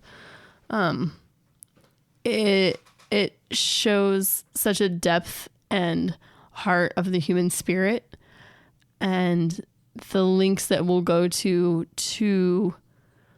preserve ourselves and each other and the things that we believe are true and right. And yeah, it got me, and I'm kind of choking up. But no, I think it's that is storytelling to perfection. It's something that's in essence, you know, the basis is so simple, but it's such a visual wonder to watch, I thought. And I think the acting is spectacular, and the pacing, I think, is really well done. I feel like you're enthralled, and you're tense, and you're stressed out at the same times that they are. And then the moments they finally get a second to catch their breath, and you feel a moment of relief, it's nope, got to get back to the mission, and you get right back up there in that tense moment, that tense time, and that tense level of existing in the world. And I was blown away by it. I thought it was really great. 1917. Saw it last night. Saw it last night. Saw it last night at your number 3. It is also at my number 3. That is my number 3 film of the year, 1917. Matchy. I mean, you just talked about it. I'll add what I can, but yeah, it's just technically watching it is an amazing experience. Like, masterful. You know, it's shot in a way that it is to feel like one continuous shot. Obviously, technically that's impossible, and that's not obviously what happens, but it includes a lot of very long shots. And just again, watching this movie, technically, it's just like imagining how this was done on this scale is just, it's hard to comprehend. And but then just the story itself, it's an incredibly good story. I heard somewhere else somebody, and at the time I hadn't seen the movie yet, so I was kind of was kind of curious, kind of where he's coming from. He was comparing the experience of watching it almost to like the experience of playing a video game, like cutscenes in a video game. But then as I was watching it, I totally understood it. And that's not taking anything away from the experience of this movie as a movie. But I totally got it as we were watching it and experiencing the movie. As they kept encountering these obstacles and stuff, it felt like I was in a game. And it's a great story. It's nice that it is told in a different way, that this isn't just a conventional like, hey, here's a war story and it takes place over the course of a week or something. No, this is over the course of the 2-hour period that you're watching it. Like, well, kind of. Basically a day. Yeah. But it's a great film. And if it's in theaters now, and you should see it in a theater. It needs to be seen in a theater. Did you hear that Sam Mendes basically built the sets around the two main actors and their pacing of how that they were walking, running, talking, everything was built around their pacings. I saw that in their interview where he was saying how they did that. And I was like, that's amazing to think about that. Right. And as you're watching the film, you're like, well, there's just no other way you could have done this film. There's literally no other way you could have done this because it's captured in such a way. Yeah. I didn't mean to interrupt you. I'm sorry. No, please. The film's great. See it in a movie theater. We saw it in a Dolby Cinema theater, which I'm super. It's the best way. I'm very happy that they were able to pull Star Wars out of there so I could see this in a Dolby Cinema screen. It was great. 1917. That's my number 3 film of the year. To me, go ahead. Yeah, I was just gonna say. To me, that's not a movie you watch. It's almost a movie you just experience because of it, and then you maybe watch it the second time around because it's like you're just caught up in the aspect of it, of what they're doing, and the technical wizardry that goes into it. That is just fascinating as it unfolds. You're just like, my goodness, how did they do this? And it's like one of the very few movies where you feel like it legit needs its own documentary movie. Just the making of it's so good. Yeah, if there's a film coming up where I'll be like dying to get into extras on either the digital release or a Blu-ray, I'm gonna be fascinated to see like behind the scenes stuff on this. For sure. I mean, there's a little bit out there already in the internet already. I know there's one image going around I've seen on Twitter a lot of that shot of him running past all those soldiers that you see in the trailer. And it's showing kind of the shot from the actual film, and it's like a wide shot of like the camera in front of him on a truck. And it's crazy. I can't wait to watch behind the scenes stuff for this. They built all those trenches, those miles and miles of trenches. They built that. It's just crazy. Anyways. Yeah, it's so amazing. All right. Number 2, Bobby, your number 2 film of 2019. Yeah, man. My number 2 film of 2019 is Uncut Gems. Check this out. I don't know, all right? So these are black Jews, all right? They're stranded in the middle of Ethiopia. It's deep. Stranded? Yeah, look at they got nothing. They don't got cars. They don't got. And I'm watching this, and I'm like, what are these guys wearing? Look, it's on the Torah there. It's everywhere, right? Just where do these guys get precious black opals? That's what that is. A black opal? I do my research. These guys live near the whale mines, which primarily is red opals, which aren't worth. Okay? But these you can't get your hands on these things, you understand? Really? So look, I say to myself, how do I get a hold of these guys? And I managed to track these guys down. I buy one from them. Holy what is that? That's right here. That's the rock. That's the rock. That's the stone. I got it. Look how this is winked. Yeah, so, man, this movie just really knocked me off my feet. It's so crazy, this movie, because, Adam Sandler has done some dramatic acting in the past, and from the movies I've seen him in a dramatic aspect, has been good, but I felt like this movie, not only was he good in it, but everything that was going on within the movie is so frantic and high strung that you feel like when you're watching it, you're your mind's going to explode because of so many different things that are going on. It's like you just want to yell at the screen, like, stop, everyone stop for a second. And let's walk this through, and you talk now, and then you talk now. But it does it with a purpose, and it's so well staged within this story. And it's basically this guy, Adam Sandler is playing this guy who is a jeweler in New York, and he owes some money to it's one of his family members actually, but his family member is kind of connected in a way, and so it's not like he's just lending him money. He owes this money back, and if he doesn't pay it back, then there's probably some breaking of some limbs going to happen. So what he does is he places all these high stake bets, and he's trying to get this money back, but everything that unfolds of how he's doing it, and it's like he's robbing from Peter to pay Paul, and it's just all these different scenarios are bubbling up and bubble, and it's just like, what's going to happen? And it keeps you on the edge of your seat as everything's happening. And again, Adam Sandler is just fantastic in it, but that's why it made my number 2, because it's just so different than anything that I had seen, and I really, really dug it. Uncut Gems, your number 2. Michelle, your number 2 film? My number 2 film. My number 2 film for 2019 is Joker. Did you really bring a gun to the children's hospital, Artie? What the fuck would you do that for? Is that part of your new act, Arthur? If your dancing doesn't do the trick, you're just gonna shoot yourself? Why don't you ask Randall about it? It was his gun. What? I still owe you for that, don't I? What the fuck are you talking about? Stop talking out of your ass, Art.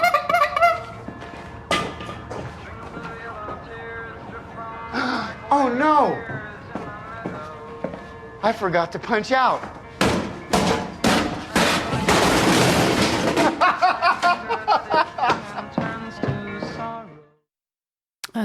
Yeah, this film is dark, and it deals with some really deep topics.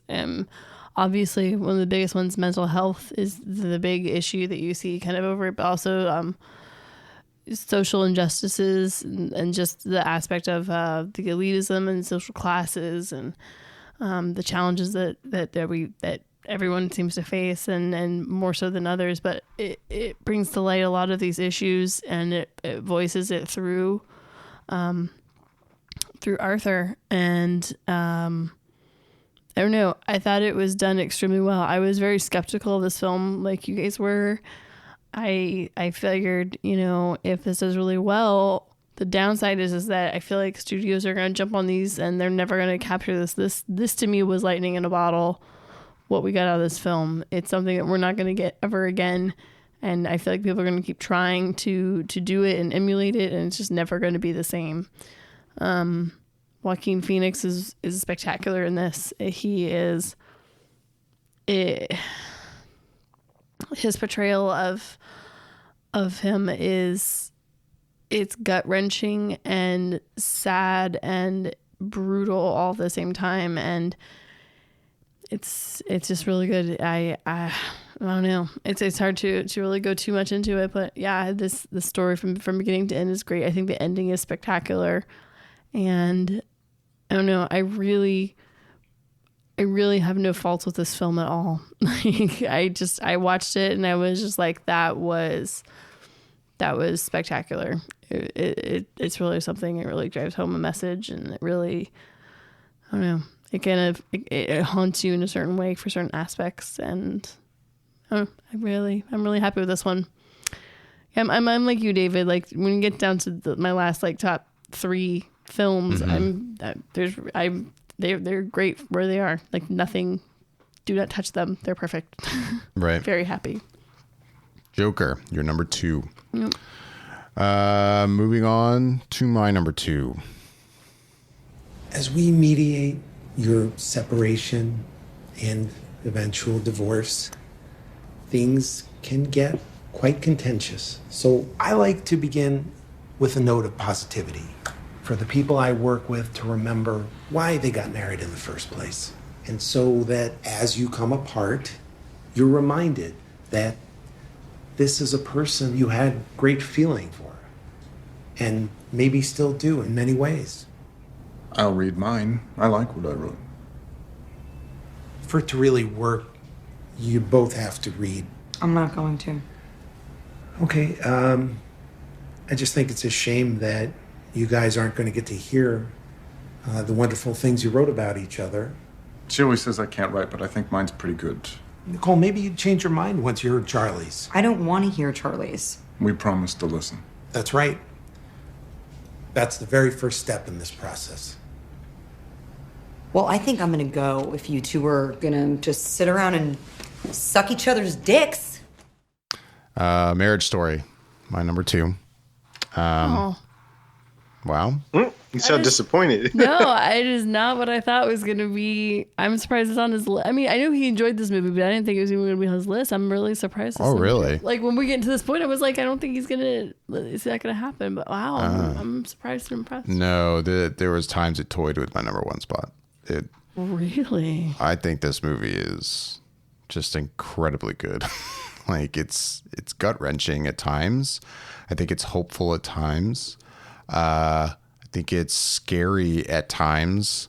You know, it's telling a story of this couple that is going through this divorce, but it's coming at it from different ways, or it's telling different parts of the story in different ways. Like, when it comes to the actual like legality of the divorce, that part I found the most frightening and scary. You know, as a father, and just like it's almost like the worst case scenario, almost kind of situation of the idea of like fighting for custody, and it was just like hard to watch at times in that respect. And but it felt the most real out of any movie I saw this year. Like, it is shot in a way, acted in a way, it is presented in a way that it just felt so real. And I really enjoyed that. As you mentioned before, Michelle, the performances from these two are just they're incredibly good. Like, you know, I've heard that with that story about how Adam Driver like walked out of that Fresh Air interview because he doesn't like, I guess, hearing clips of himself, and you know, and I get that he's not the first actor to be that way, but it's just like, it's almost just unfortunate. Like, man, you're such a good actor that you have no idea. Do you have any idea how good you are? Like, you should really watch yourself. Like, yeah, the movie's really good. Like I said, I think the fact that it just felt so real is what caught me the most. But yeah, Marriage Story was something else for me. And in a way, I'm kind of was surprised as I started mentally putting my list together a while back of like, oh man, yeah, Marriage Story is gonna be way out there. Like, it was just, I was blown away by it. Does it stand out for you? Yeah, it definitely was. So yeah, that's my number 2. I guess that leaves our number 1 films. The time is here. The time is here. And Bobby, your number 1 film of the year. Are we not counting back? Yeah. You want me to go through your list again? Yeah, I thought we usually normally do do. that around. So yeah, going back, your number 10 was Waves. Your number 9 was Parasite. Number 8 was Judy. 7 was Britney Runs a Marathon. Your number 6 was John Wick Chapter 3. Number 5 was Ford versus Ferrari. Number 4, Dolomite Is My Name. Number 3, Little Women. Number 2, Uncut Gems. Bobby Jackson, your number 1 film of 2019 is? Well, my number 1 film, I mean, this makes me sad, Dave, because I feel like you don't know me at all. Because, oh, really? Yes, because my number 1 film of 2019 is Avengers Endgame. And you pulled no clips for Avengers Endgame, and you know that I am on this podcast. You had to know that it would be somewhere in my list, even if you didn't know necessarily if it was number there one. was even stuff in my own list I didn't pull from. It was more like We're talking about the number one box office movie of all time, and it's me. maybe I'll pull one and put it in the edit. There you go. So yes, of course. I had no comic book movies in my top 10 this year, and it's usually at least 2 or 3 in there, it seems like, or really close to it. And this movie it absolutely is stunning to me what they were able to do in combining 22 films, a decade worth of movies to culminate into this one movie. And it just pleased me on every fanboy level that I have of hearing certain lines being said, certain scenes being done, and then just to have such an emotional arc at the end with Tony Stark and Iron Man. It's just incredible because a lot of things that they did in this movie I wouldn't have predicted, and the ramifications of it are still to be felt as we go forward in what the MCU's Phase 4 will be. So I think that just for them to stick the landing when it could have been so easy not to, especially in other franchises we've seen, be on TV or in the theaters, not being able to stick the landing, at least to a more, I guess, wider acceptance of that fact, it's a remarkable thing to do. And I just think that making it in a way that it's kind of like this sort of Back to the Future Part 2 kind of aspect to it, it was such a clever way to go about doing it, and bringing other characters back and going back into scenes that you remember from other movies, but doing a slight tweak on them. It's just so clever. Everything about it was just great. And this is a movie that, as David, you said, that you think you like Infinity Gauntlet a little bit better. And if I had to compare the two, it depends on what day you might ask me, and I might have a different answer. I just think they're both really right there up there for me. And this was no doubt about it, that this was going to be my number one of the year. And it stayed continuously from the time I saw it all the way until the end of the year. So that is my number one of 2019. Wow, number one. I feel like now that you mentioned that line you just said about how it's been at your number one spot basically ever since you saw it, and then I started thinking like, wait, I feel like there was like a movie or two that you've said like, oh, that's could definitely be in my top 10, and that isn't on your list. Of course, I could be totally wrong because I don't know what that is. But we start writing these down as the year goes on. There's one that comes to mind, and I feel like you said this about this film, and it's not on your list. So maybe we'll get to that in a second. But and I will say, and that's where it kind of came in at the beginning of my whole thing about 2019, is that I saw a lot of movies, and right. I wish we could have had a longer list of movies to do, because it would pop up, and I think I know what movie you're talking about. But yeah, there's just so many other things that just punched me and made that feel in my gut a little bit more than some of the other movies that I thought were going to end up being in my top 10. All right, with that, Michelle, going through your list again. Number 10, you had Booksmart. Number 9 was The King. Number 8, Little Women. Number 7, Midsummer. Number 6, A Beautiful Day in the Neighborhood. Number 5, Jojo Rabbit. Number 4, Marriage Story. Number 3, 1917. Number 2, Joker. Michelle, your number 1 film of 2019 is... I think you probably know what it is. I have the clip ready. And I know what David's number 1 is now. Nice. All right. I've got it. But no, my number 1 is Once Upon a Time in Hollywood. Now, Rick, about your hair. Oh, what about my hair? I want to go with a different hairstyle. What? Something more hippie-ish. You want me to look like a hippie? Well, think less hippie, more Hell's Angel. Say, Sam, you got me covered up in all this this junk. How's the audience gonna know it's me? I hope they don't. I was preparing to talk, so I was taking some water. So Once Upon a Time in Hollywood every year we do these lists, and I think for me, my number one has always been the one film every year that always I leave that movie theater thinking, man, gosh, that was amazing. I feel so good. That just spoke to me. That movie moved me. That movie just was everything I like movies to be.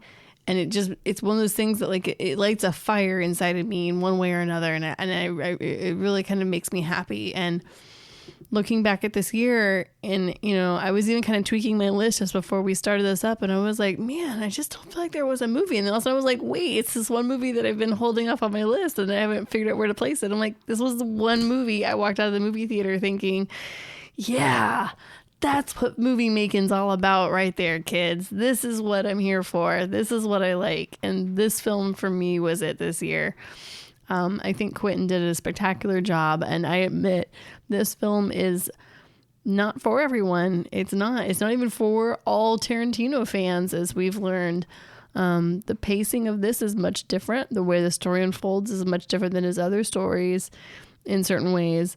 But I think the essence of what he does is it shines through all the time in the conversations that everyone's having with each other through the film. And obviously at the very end of the film, the way it unfolds is very Tarantino. But no, I loved this film. I mean, we even saw it twice in the same week in theater, and we don't get to do that very often.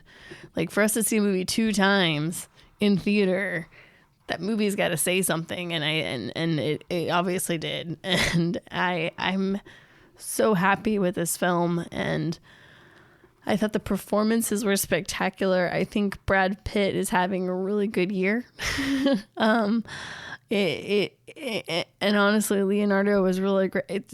Everybody was awesome. It really, I don't know.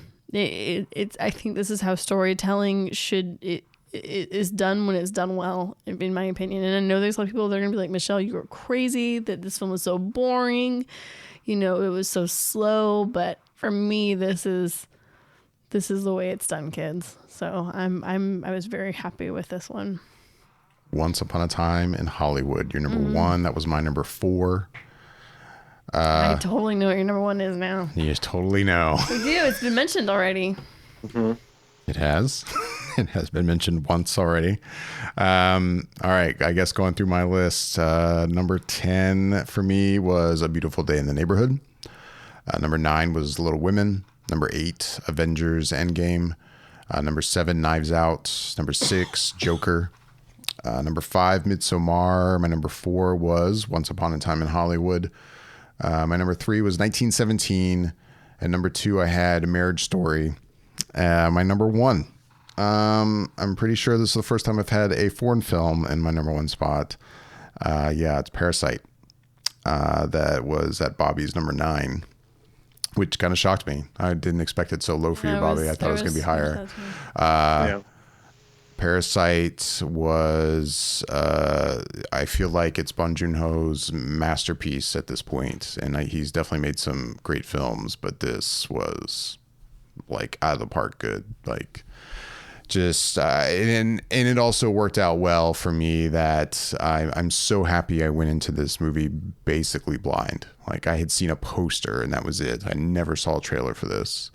So it was an enjoyable experience watching a movie, having no idea like what's going to happen because I hadn't seen a trailer and I knew, this scene's going to happen or at some point, like no clue. And that doesn't happen often for me. I think for any of us, we watch a lot of trailers, so that's pretty rare. But it's just it's a fun ride. It tells an interesting story, I think, about class warfare, and as you mentioned before, Bobby, I can't recommend this movie enough. If you are the kind of person that maybe has a problem with reading subtitles, I think you need to get over it and watch this movie. It's incredibly good. I wish I could have pulled clips from this, but as you mentioned, Michelle, it wouldn't really work out well, I think, for our English speaking audience, right. Pulling clips from this film. But Parasite is my number 1 film of the year. Oh, there I am. Nice. Look at you. Nice. And Very nice. That is 2019, kids, in the books. 2019. That's it. I guess going into really quick, or not really quick, but kind of go through our honorable mentions. You know, you want to say anything about them, but we won't dwell on them too long. But Bobby, your honorable mentions for this year? I have a feeling you have a few. I've got a few. I did what would essentially have been a top 20 list, and I had 10 honorable mentions that are in no particular order, but I'll just read them out. Us, A Beautiful Day in the Neighborhood, Midsommar, Honey Boy, Jojo Rabbit, Knives Out, Joker, The Irishman, Once Upon a Time in Hollywood, and 1917. Nice. If we had a top 11, Endgame would have been 11 for me. I had a hard time actually trying to make myself make it into the 10, and I just couldn't quite let myself edge it in. And I know it's kind of weird to hear, but I think this movie was a great way to end the Marvel story that we're hearing, you know, with the Avengers. But for me, it wasn't quite my top 10 worthiness. So it's definitely the number 11 as far as honorable mentions go.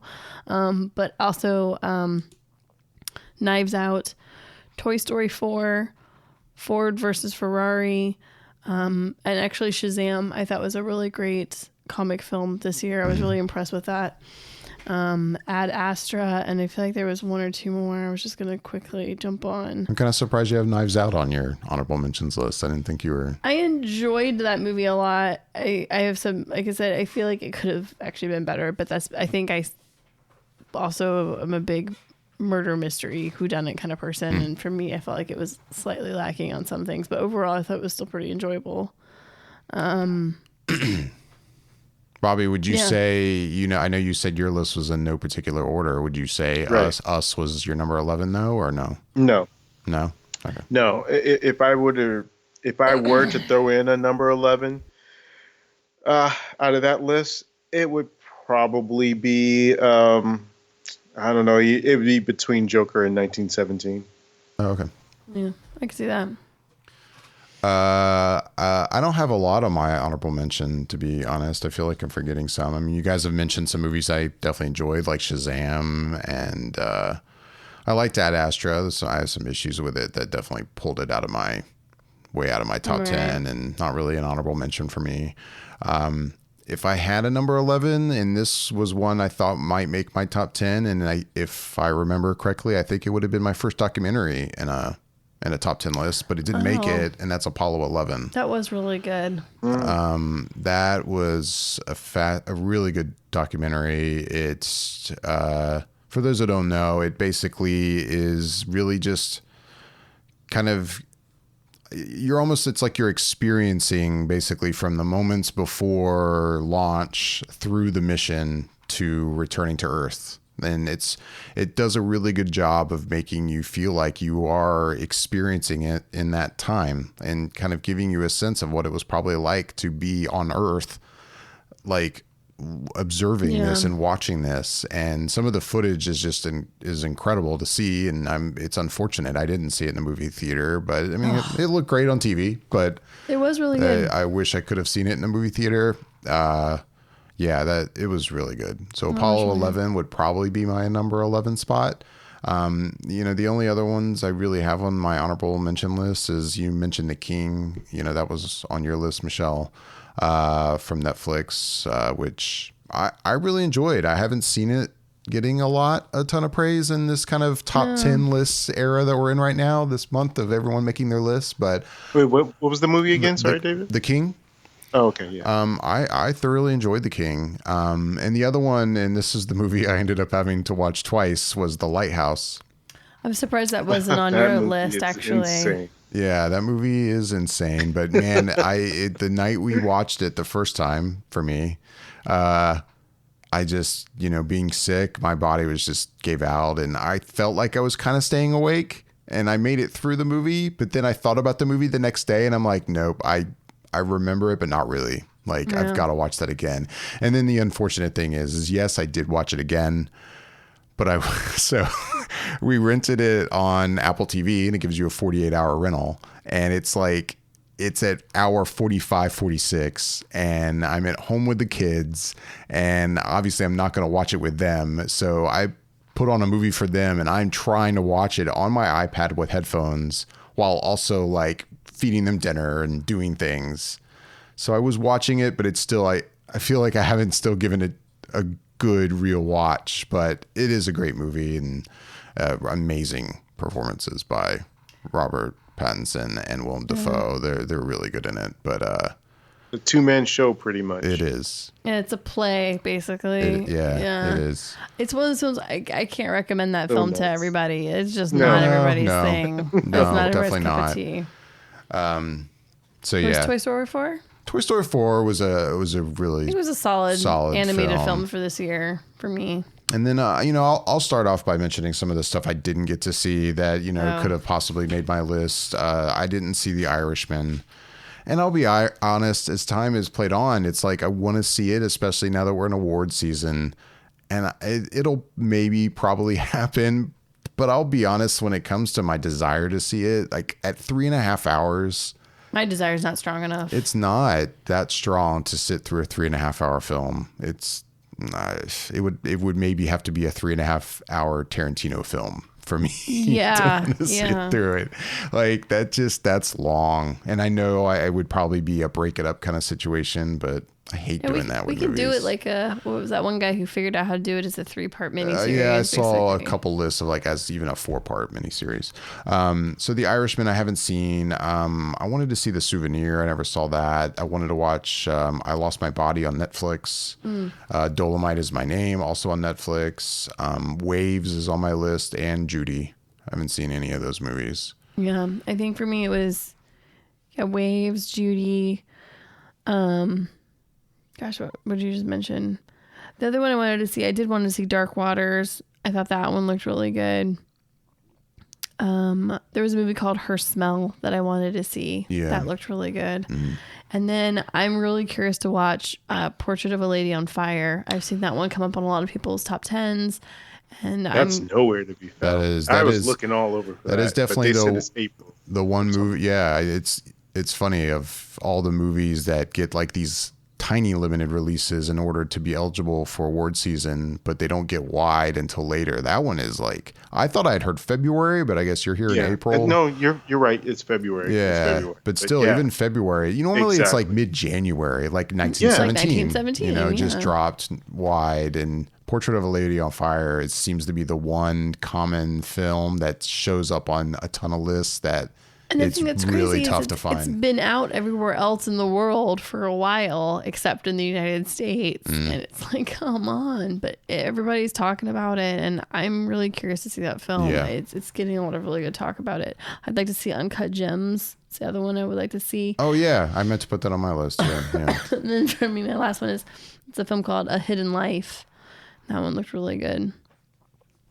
And I guess, Bobby, probably yours was Portrait of a Lady on Fire. Yeah, pretty much. Really. Because I looked high and low for that movie. I didn't see it anywhere. I don't even think I saw it in the limited release in LA at any point in time, because I don't know when exactly it would have been playing. Maybe at some time during, Christmas time between then and now or something, or maybe not. But it just never popped up anywhere that I saw to even have a chance to see it. So it escaped me, and I wanted to see it specifically because, like you said, it's been popping up on lists. So I wanted to at least get a chance to give it a try and see if it could make my top 10, but I didn't even get a chance to act on that.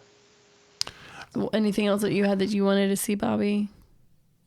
Yeah, there was one other movie, I think, and I had an opportunity to see it this weekend, but it just got busy. It's let me see if I can remember the name of it. I want to say it's called Pain and Glory. Oh, with yeah. Pain Antonio Banderas. Oh, yeah. That one's been on a few lists, too. That one is intriguing. Yeah. So that's about it, I think. I know we normally talk about like greatest disappointments for the year. Yeah, I was about to go into then my list of of movies for me. You have a list that maybe Bobby and I should go first. Well, like I talked about at the beginning of this episode, where it was like this felt like a year for me of just movies that I'm like, I just don't get some of the high acclaim, and like I also said, a lot of these movies I think are good movies, but I just don't think are that good. There's only really one on here that I think is like a head scratcher, where I'm just like, it's not terrible, but I really don't understand when I see it come up on top 10 lists, like blows me away. And that's Hustlers. Like, I don't get it. I agree. I think it's a movie that it's actually trying too hard to be more indie than it really is. And it's kind of derivative of a lot of the stuff that we've seen come from the post, like a Big Short film era. And I don't get it. And I don't think it's terrible. And yeah, Jennifer Lopez is good in it, but that's maybe my worst of the list. The other ones are the most highly overrated film. Yeah, to me, I think it would be the most overrated movie of the year, possibly.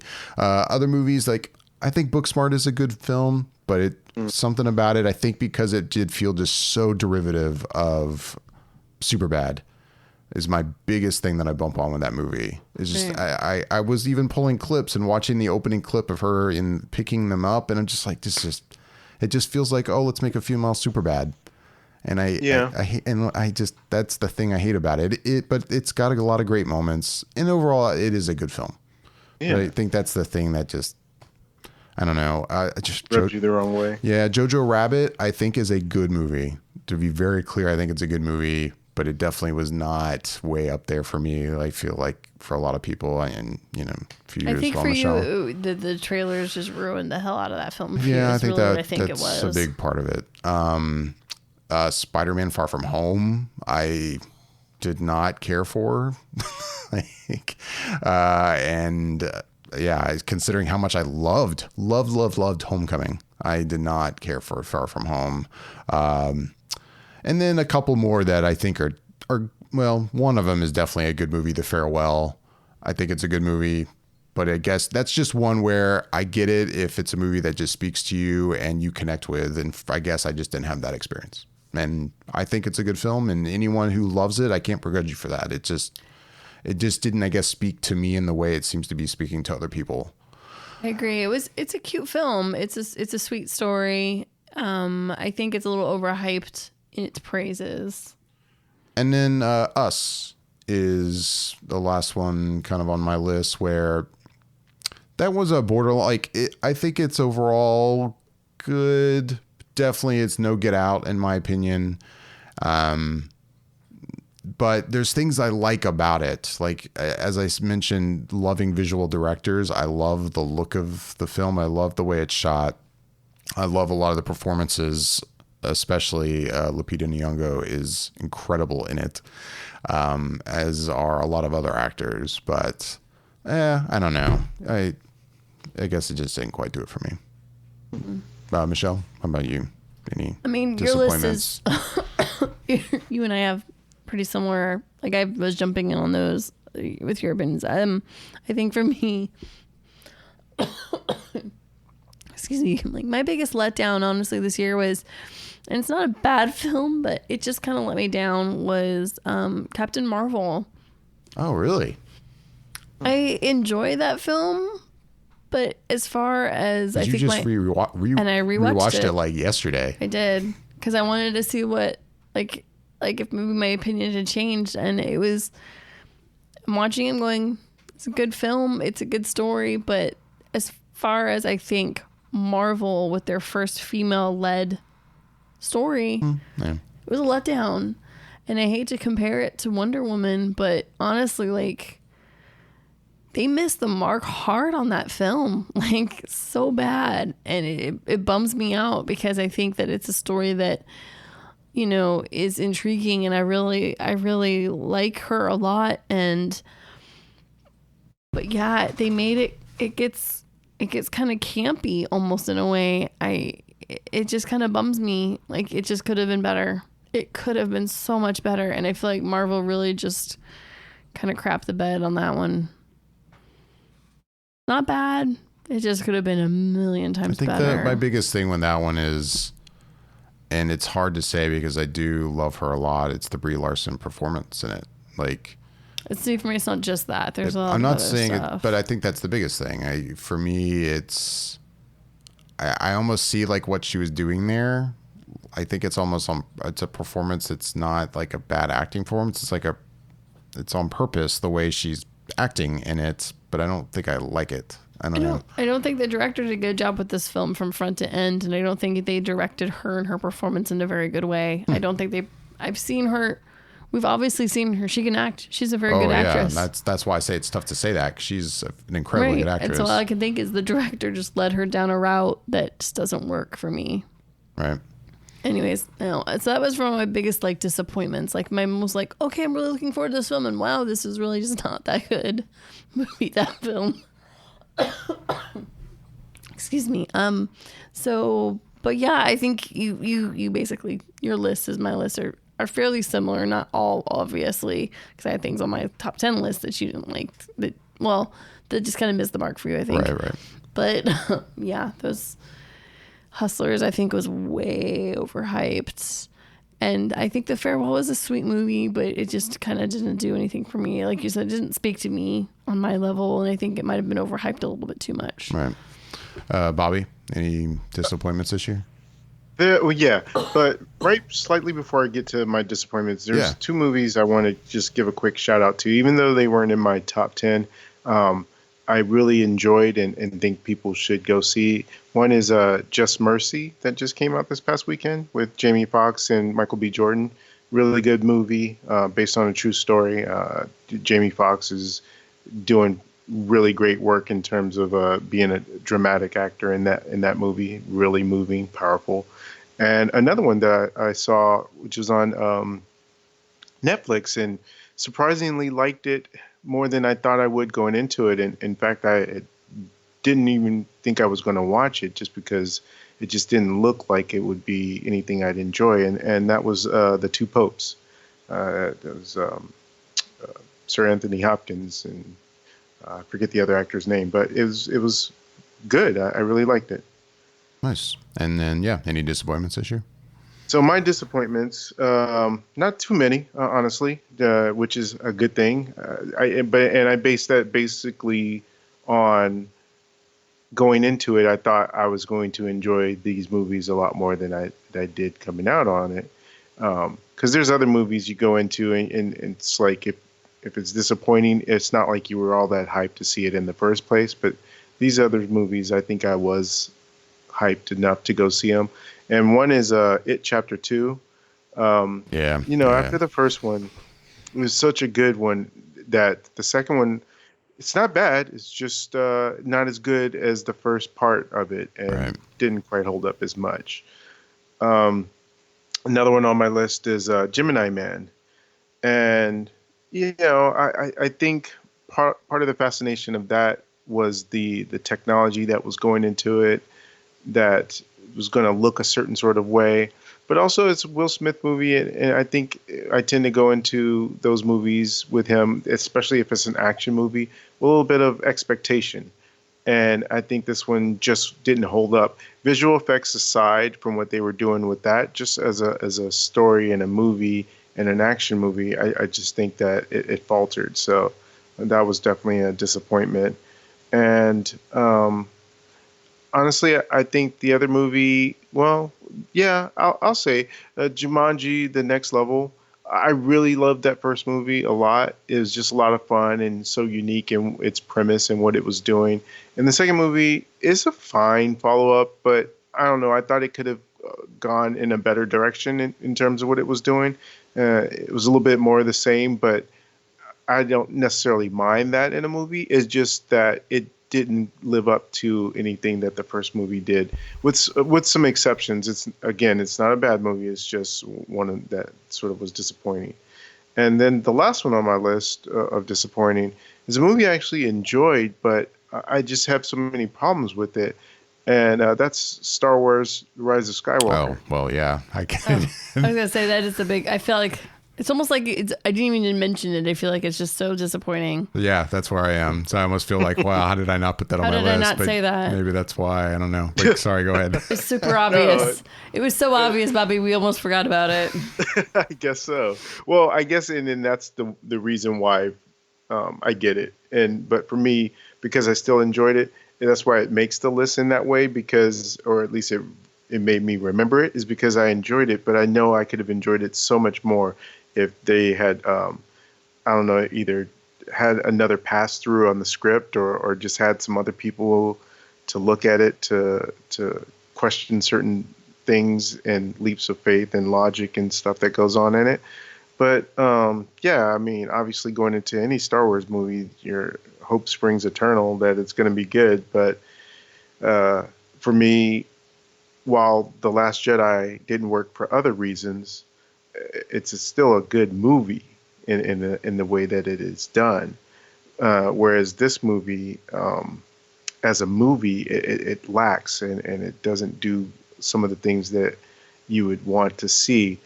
But the things that I enjoyed were the camaraderie and the relationships and just some of the overall Star Wars fun.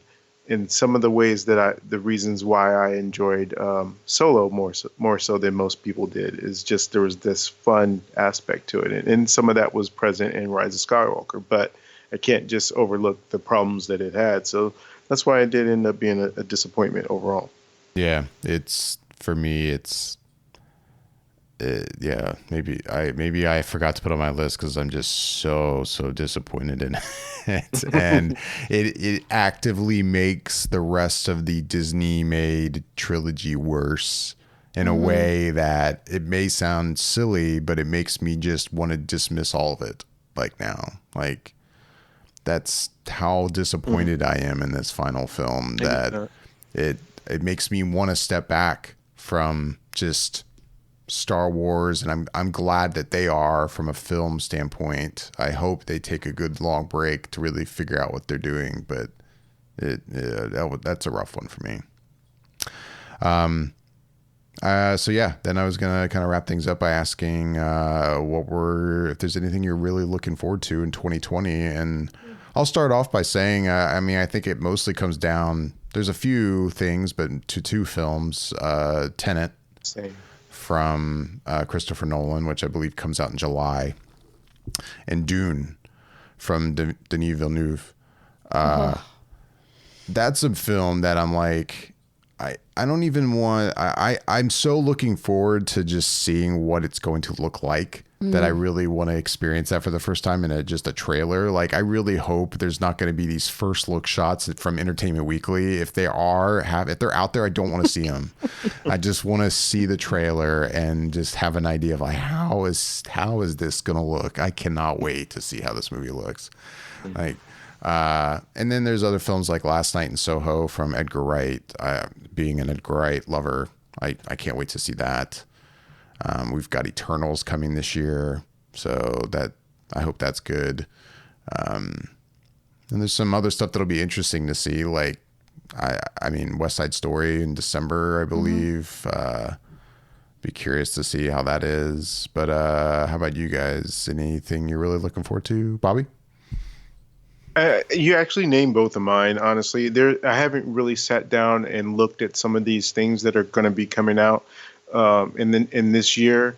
So some things I know that I'm looking forward to. I don't know specifically if they're out this year. Like, again, I mentioned John Wick. I don't know if that's this year or next year, but that's one I'm looking forward to. But the two that you mentioned that I am looking forward to, number one with a bullet is Tenet, just because of what that trailer looked like and knowing that it's Christopher Nolan and to expect the unexpected kind of thing is what I feel like with that movie. And it excites me because it's something different and it's new IP and just, yeah, I'm just all on board for that. And then the other movie is definitely the Eternals. It's to me, yes, we have the Black Widow movie coming out in May, but that takes place after Civil War, before and before Infinity War, obviously. So you don't really know exactly everything we're going to get in that. I think to a certain extent what you're going to get in that movie to a certain extent. But I am looking forward to it. But with Eternals, it's sort of like a clean slate, resetting the button, and now they get to start that build again. Right. And I don't know if it necessarily starts with that movie, but to me it seems like it would, because this is our present day movie, I guess, as opposed to Black Widow. And so it has me curious and fascinated to see how it all starts again, and how do they build up anticipation and excitement for a movie that is, for all intents and purposes, the same way that Guardians of the Galaxy was when that first came out. It was like, well, what is this? What are we doing here? I don't know any of these characters, so how are you going to bring me into it? So that's the excitement that I look forward to in that one. And then I guess now that I think about it, my number 3 would probably be Wonder Woman 1984. Yeah. And I forgot to looking list that forward one. to seeing that one. So hoping Patty Jenkins, fingers crossed, can pull that one off and make an exciting movie for a sequel for that first one, because that first one's really, really good. And then also the next Bond film, I forgot to mention that, No Time to Die. Mm. I'm looking forward to that. Michelle, anything you're looking forward to? I mean, I'm gonna have to say Dune because of Denis Villeneuve. Like, I love that guy. He's such a good filmmaker. I literally just want to see it because of him, honestly. Otherwise, I really have no interest in this movie, as crazy as that sounds. But I think That doesn't sound crazy, honestly. because I know this man puts out such spectacular movies that I've loved. I know that this is going to be good. It's got to be good. Right? Has to be. I just hope it's also financially a success for him, like considering Blade Runner, which his Blade Runner sequel, which I loved, it could have done a lot better at the box office than it did. And I'm glad that this is getting made. But if this also is not kind of a failure, I worry what that means for him, because he is such a great filmmaker. Oh, he's spectacular. Yeah. Well, go ahead, Michelle. Sorry. No, go ahead. I was just going to say, I don't think he's the type of director that would end up in director's jail, even if this movie doesn't do well. I think they'll just match him up to more appropriate things that, instead of trying to resurrect IP that was maybe more of a cult following, as opposed to big numbers that it did in the past, maybe he'll just go on to make more auteur-driven movies and do some stuff that he wants to do that can still speak to his voice. And there's no way no one's putting him in director's jail. They'll just say, well, we got to stop trying to dig up these older films that maybe there's only a certain amount of audience for. Right. Other things I'm looking forward to, Wonder Woman 1984. That trailer has me super stoked. I'm very excited for this film. Let's see, coming out soon, actually, Emma. I'm looking forward to seeing that. Yeah. That looks really good. I'm very excited for that one. And then I can't wait to see what Wes Anderson has in store with us for The French Dispatch, which actually has two people that we really love, Saoirse Ronan and Timothée Chalamet in it. Yeah. How can we go wrong? I feel like this is really awesome here. Yeah, I mean, I'm definitely gonna be seeing the Bond movie. I'm a Bond person. I don't know. It's an interesting year that we have ahead of us, I think. Yeah, I would say those are my 4 front runners right now for 2020. I'll be curious to see kind of the whole year unfolds. Okay. Oh, Quiet Place 2. Oh, yeah. I would throw that on my one. list for sure. For Looking sure, forward. I would throw that on my list. It Yeah. was my number 1 2 years ago. I'm curious That's about right. In the Heights as well. Oh, that's what I was going to say, In the Heights. Yeah. Sorry. Yeah. I think that looks like it comes out in June. I mean, why wouldn't I be excited for In the Heights? Come on. I mean, yeah, why would you ever be excited about that? Fangirl. So, yeah. I guess with that, do you guys have anything else to wrap up? Any final thoughts? Yeah, I do want to say one quick thing is that you mentioned, and I think maybe Michelle said it as well, that this past year definitely seemed to highlight Florence Pugh. She was in a couple of the movies that were in the top 10, and also another one that I liked that she was in. I didn't mention it, but Fighting with My Family was really good as well. It was sort of based on her, a WWE wrestler, and that was good. And also, I feel like if not last year, then maybe for sure within this year, it's also Timothée Chalamet's year. The two of them seem to be the up-and-comers, and they continue to do fabulous work, and I look forward to everything that they will have in this year and beyond. Yeah. I say he'll be in a Wes Anderson film this year. And in Dune. And in Dune, yeah. I mean, like, God, like, how can you go wrong, man?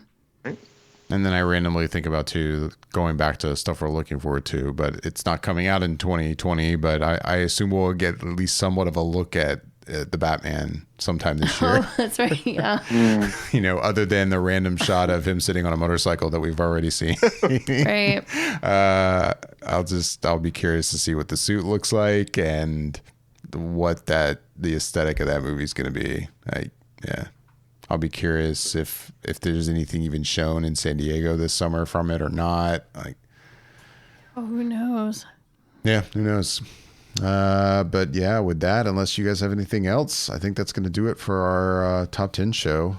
As always, we'd love to hear back from everyone listening and watching. You can email us at feedback@flickereffect.com with your questions and comments. You can reach out to us on Instagram and Twitter at @Flicker_effect. And we are also on YouTube at youtube.com/FlickerEffect. Yeah, it's always fun doing this show. I always look forward to it. It's unfortunate that Yasha couldn't make it, so I'm hoping on our next episode he'll be able to go through his list. And I know he wanted to be here, but yeah, hopefully next time he'll be able to go through his list. We probably will not. Well, we will not be doing a show next weekend. That's right, yeah. Yeah, Michelle and I will not be here at the studio. We'll be actually in LA. So we'll probably see Bobby and Yasha. We'll see you guys. We won't get to record an episode while we're there, but we'll see you in person. Absolutely. And then we'll be back here in the studio and recording another episode the following weekend. So look for that. With that, I'm David Lott. I'm Bobby Jackson. And I'm Michelle Hillard. Thanks for listening.